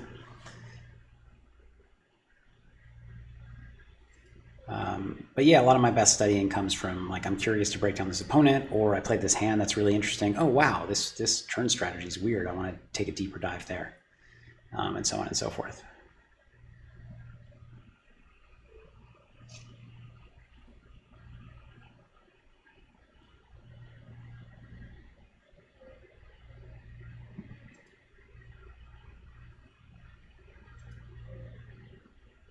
Okay.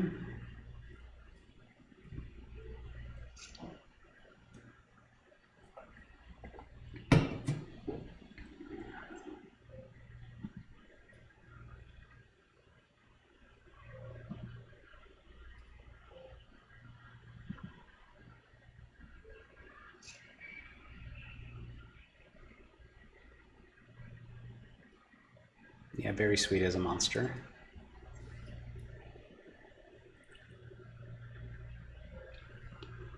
Okay.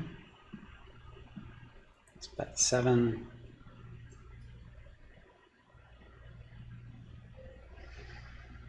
I'm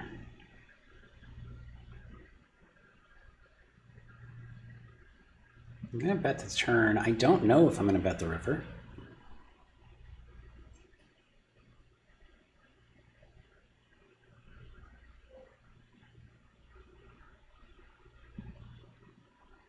I think I'm supposed to. I lose to every 7. Well, not every 7, some of the 7s. I lose to flushes. I beat an ace, I beat a 9. The problem is he has to call me too. So like I feel like he's folding a 9. He might even fold an ace here because he hasn't caught me triple barrel bluffing, I think. So I don't feel amazing about that that river bluff. I kind of feel like the limp re-raise is coming. Not for value. I feel like the bluff limp re-raise is coming, but ace 9 offsuit's not the hand I want to have in that scenario.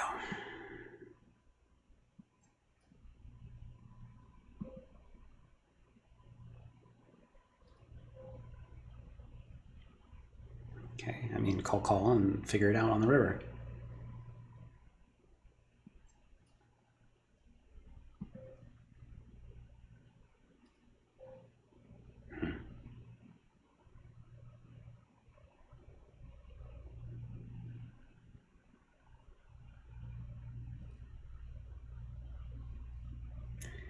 Don't think he's value betting worse.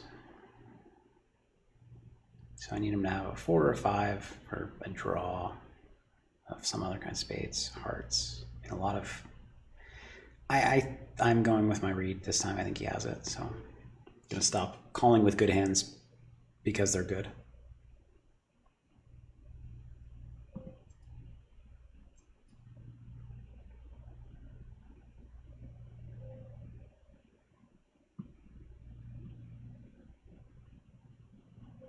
Interesting.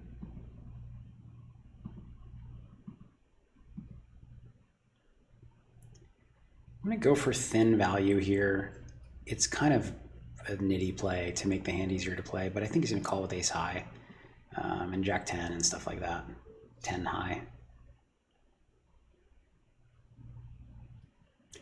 Jake Ford says, hey Phil, can you talk about the social aspect of being a poker pro? Okay. Now he's mad. This is his biggest raise yet, pre. especially becoming a professional at a younger age, did the more individual profession isolate you more socially? I would have isolated myself socially anyway, so it's hard for me to say. I think, but a lot of people have experienced that, yeah. I guess I fold.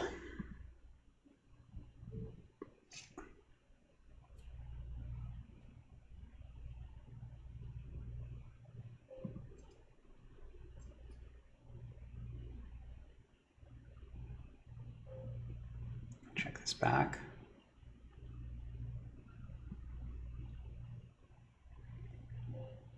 Interesting. I'm going to check again. And if check two, I think I check back. Now he's saying he has an ace or a king or 7. I don't think he's bluffing. I don't think he's bluffing. He might have a queen. So maybe I could have chopped with value, but I just don't think he's bluffing there. 8-7 will raise up. I feel like he really wants to 3-bet me, which would be unfortunate with this hand because like even his bluffs are ahead of 8 high usually.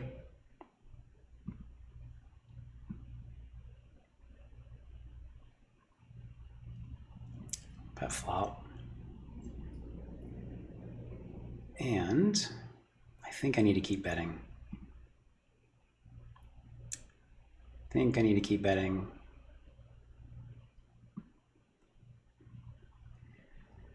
Just like too many outs against mid pair to check fold. And he's just like against third pot, he's calling every ace on the flop. He's calling a bunch of king highs and jack highs and backdoor stuff. So I think there are a lot of hands I can make fold. And now, do I go for it? I'm not loving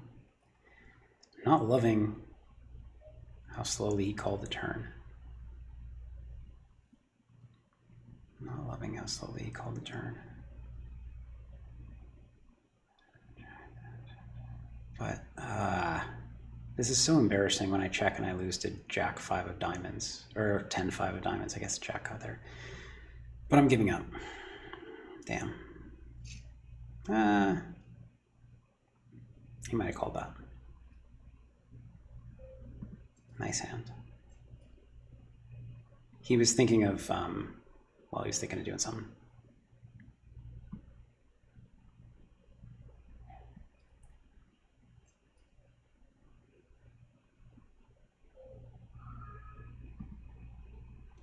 I could bet. What am I gonna do?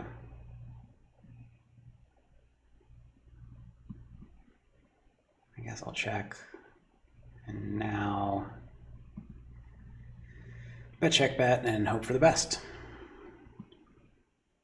The problem is he's checking any king. It actually gets a little bit thin here, the way that he plays, because he just checks so much on the river. But I don't know.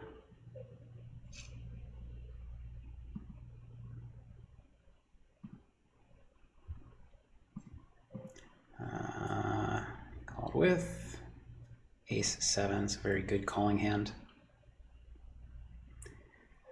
John Hunter, I love you all too. I appreciate everybody being here to watch the stream. As a thank you, I'm going to check raise 3 high.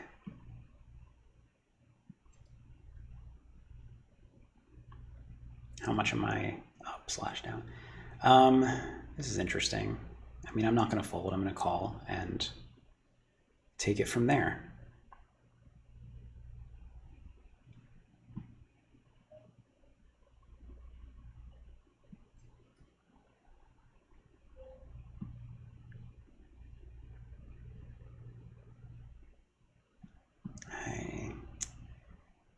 I don't know. I don't know.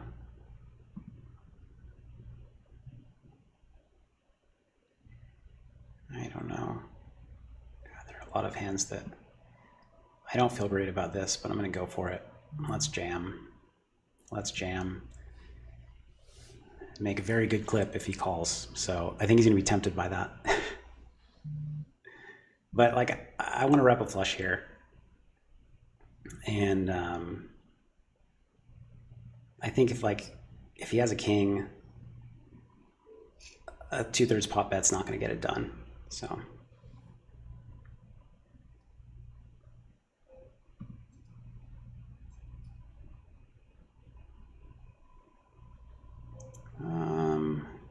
Queen 5. I guess I'll start by betting, kind of do whatever. But I can turn a lot of gut shots. Check the deuce. Moonlight Master is on it. I didn't even see the message, but you deleted it in 1 second. You get a man. I'm not gonna value bet a 5. Check 10, sure.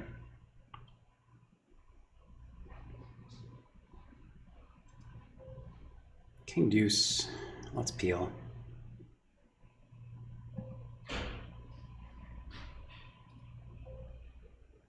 Okay.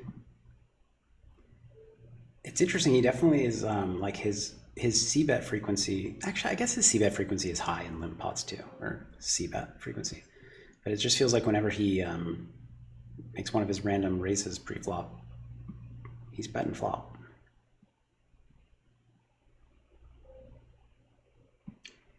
Opinion on if it's still possible to run up a small deposit online and make it to high stakes? I think it's still possible. It's certainly harder, and part of the reason it's harder is because there's no like high stakes online in a lot of places anymore. But the running it up from low stakes is still very possible. Yeah. Ace queen high. Let's just see. He's making it cheap.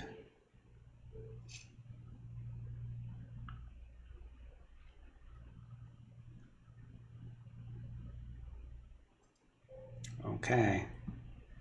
Second time in the match that he is raised to 2.5 like me. I guess I go for the check raise. No, let's just bet. Let's just bet. He's made me regret going for check raises many a time.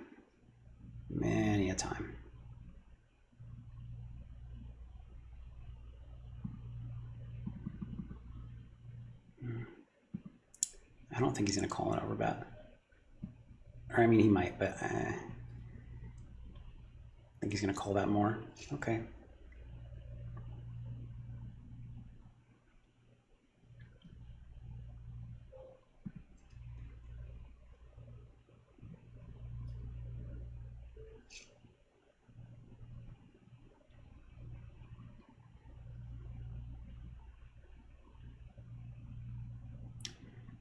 Rampage, good to see you. First of all, second of all, I'm short stacked because this is a freeze out. I have to.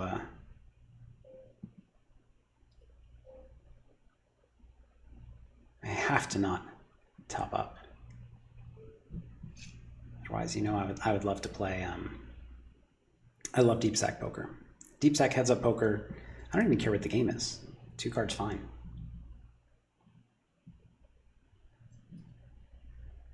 We thought about the 3-bet, I think. Maybe not.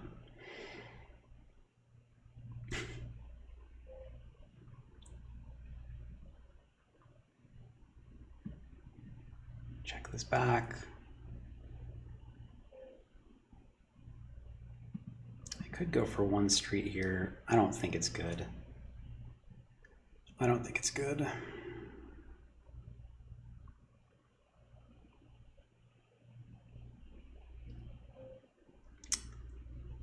I don't like these going a little bigger, but I'm not going to wait. Okay. Do I start trusting myself?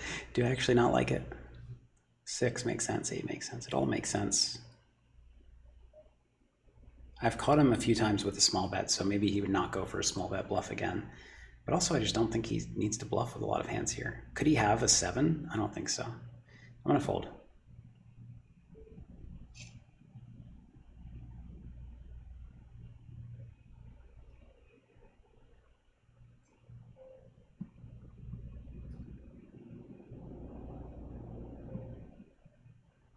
Flop a flush, get the quick bet.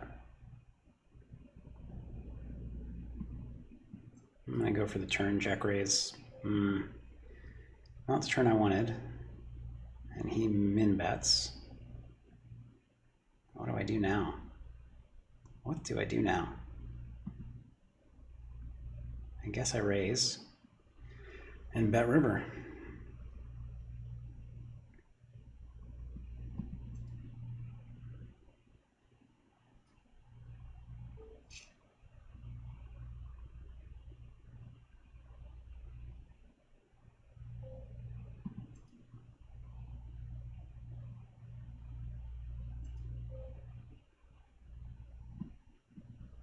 Nice hand.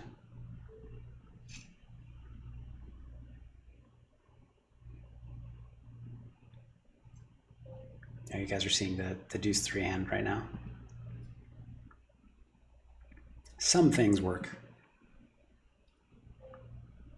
I'm going to go for the check raise here and then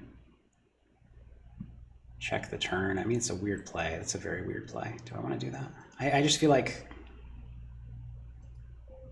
he does enough stuff like this that that I want to have hands that can call the 3-bet. Yeah, if Hellmuth calls, that was a game over for sure. So we'll call here.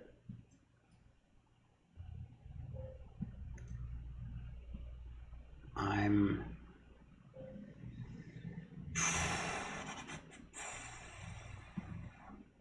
going to do this. Right? Yeah, this is what I'm going to do. Snap call by. Ooh, he had the hand. He actually had it.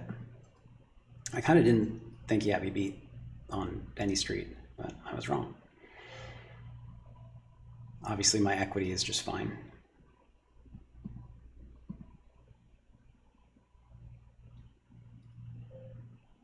Nice hand.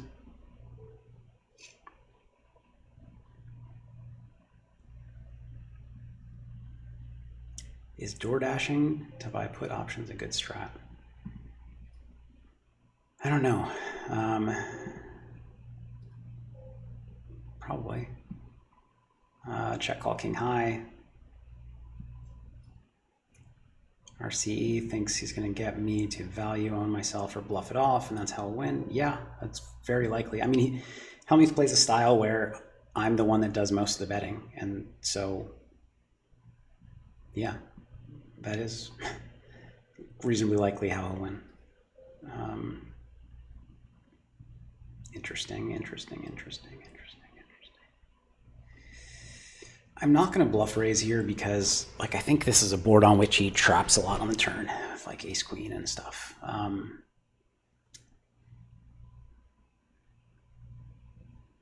don't know. I'm curious enough, and the sizing is small enough that I want to see it.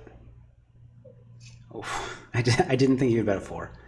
I did not think he would bet a 4, so that's ownage. How does he bet a 4? That's very impressive. I mean, I certainly thought he could bet a queen. I thought he could bet anything that, like, 6 good kicker. But when you see a showdown like that, it lets you know that they're, like, if their value range is wider than you think, then they need a lot more bluffs to make it worthwhile to call. So that, like, sometimes you say, like, you know, I'm going to call, and then you see their hand, and some people will be like, oh, it was a bad call, because you see one hand. But if that hand is in the range that you thought they would have, then it doesn't mean it's a bad call. When their hand is outside of the range that you thought they could have, as a bluff, then it means, you know, it was good. If it's outside of the range that you thought they could have, and it's value, then that's bad. Here, I went for the raise for some reason, and I am not going to bet 10-8-6.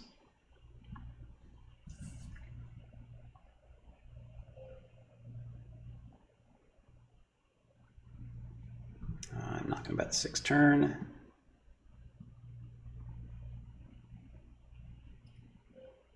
But he is. And I'm going to fold.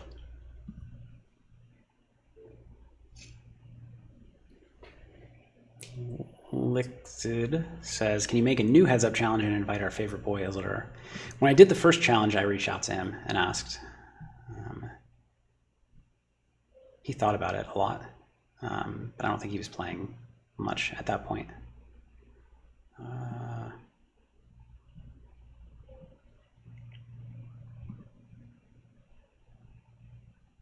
A lot of draws, but he might just make a read and fold a pair, or he might just not have a pair and fold right away. Oh, okay, Moonlight's not sharing. He's deleting Hellmuth's cards because we agreed not to watch each other's streams. Thank you. I'm gonna bluff here. I have no outs, but I have 2 future blockers, which I think is relevant. Nice hand.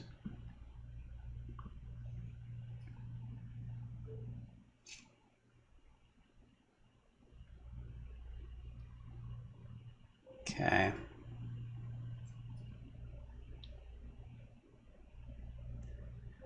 I'll check this one. How much is Rakeback? Rakeback is a ton. With Rakeback Revolution on BetRivers Poker, we are attempting to give back all of the rake that we collect. You can read more about it on the website. I guess I'm folding this hand. It's just too many tainted outs. I mean, at this, I'm happy to have a chance here. Happy to still be in it with half a stack after the way that it has gone.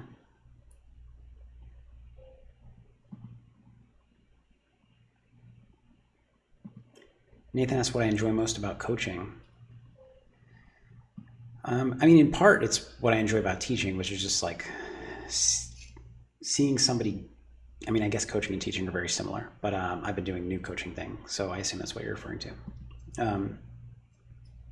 It's great. It's just awesome to see somebody, like to see something that you share land with somebody. And like, just like anything, when you're working, like now that I'm working more closely with people, it's so much easier to see the impact on their lives. And so when something we've talked about or something that I've shared lands with them, and then they go implement it and then come back and share how it's gone, and that things are going really well. I don't know. It's like the feeling of making contribution in that way to somebody else's life is really rewarding, obviously.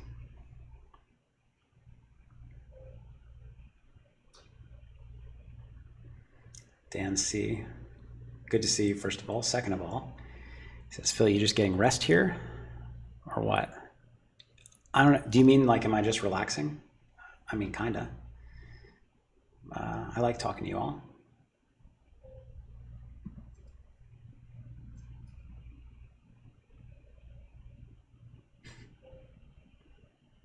Brent, you never saw me again? I don't remember that.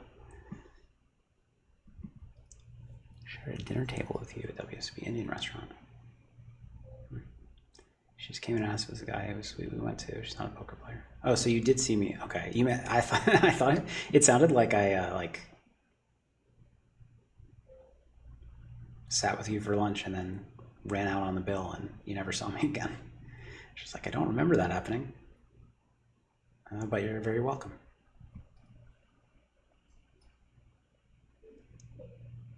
EKW Hellmuth plays a style where he gets there much too often. I agree. It's a very good style, though. Jack 9, okay. Yeah, like, so that's an example of like the type of hand that somebody else might value bet, but Hellmuth likes to play like trap, check, call, and induce bluffs. And I mean, it works well. But it makes my like river strategy in those spots weird, kind of. He goes for the min raise. I got the deuce 3 again, my lucky hand. I'm gonna call.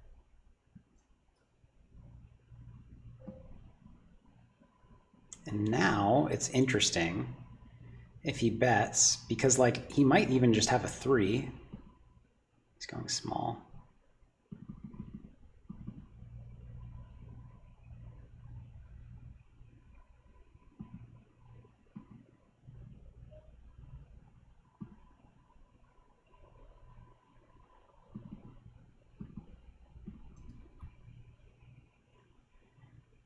Got to raise the full house. So like for me to be beat here, he would need to have 5-3 or have checked back a set. I mean, I know that you probably know that, but I'm just thinking through it. If I face that.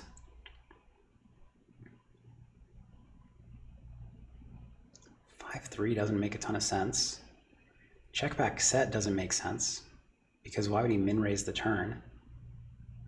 Like I'm gonna call, like, he doesn't bluff like this very often, but at the same time, like, how does he have me beat? I just don't know what hand has me beat. I guess I'll find out. 5-5, yeah. I just didn't think he would min raise the turn and give me the option to jam straights, I guess. I mean, I'm wrong. Yeah, okay. I mean, I'm fine with that play too. I'm not thrilled. It's not how I like to lose my money.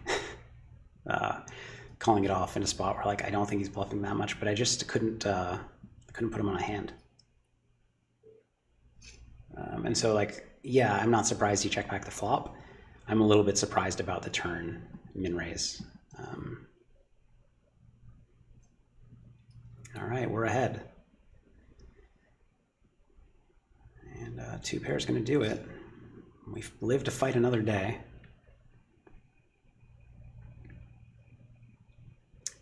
Brent says another heads-up match. D-Neg versus Poke style would be fun. I'm sure no one ever commits to that kind of time, though. Yeah, I love matches like that where it just goes on for a really long time. Get trapped by the 10-10, and that's all she wrote.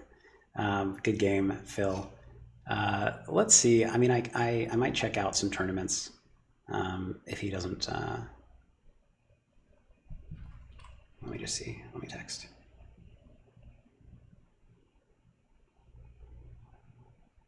Okay, 1 second.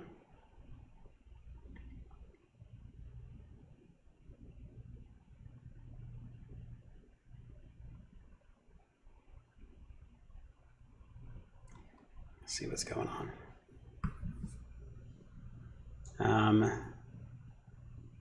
So this table will close automatically. Let me look at the tournament schedule while I wait for a response and see what. I mean, I think probably we're done, but I want to see if there's late reg in like an interesting tournament. $50 special. Where's the structure?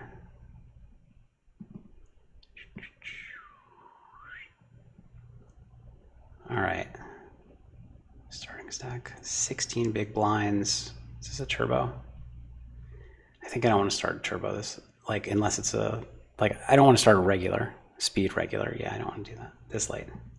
So I think that's going to be a good game, unless I hear back very soon. I'll look at the questions. I don't have an insufficient balance. I have enough.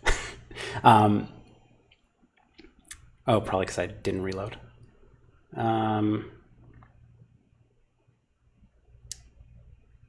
Thank you all for watching. If it is over, I appreciate you being here with me. This was fun.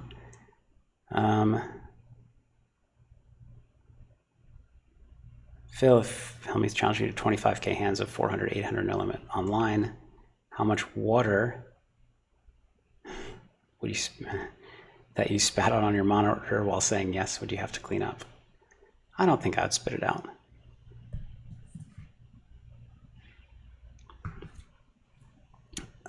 Do I think that poker is similar to chess for game theory strategies? No, I think it's quite different.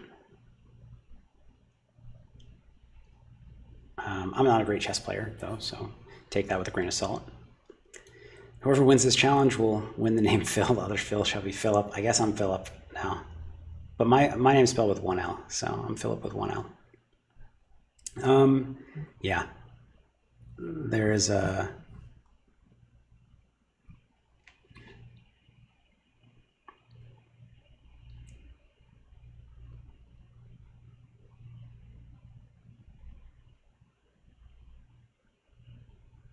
All right, yeah, GG. Thank you all for watching. This was fun. It wasn't fun to lose twice and slowly, but it was really, I don't know. I just love playing heads-up poker, and I appreciate the great questions and kind words. So thanks for being here with me. I don't know when I'll be streaming next, but subscribe to the channel so you don't miss it when I do. And yeah, that's it. Take care. Good luck in whatever you're playing, or if you're not playing, good luck as well.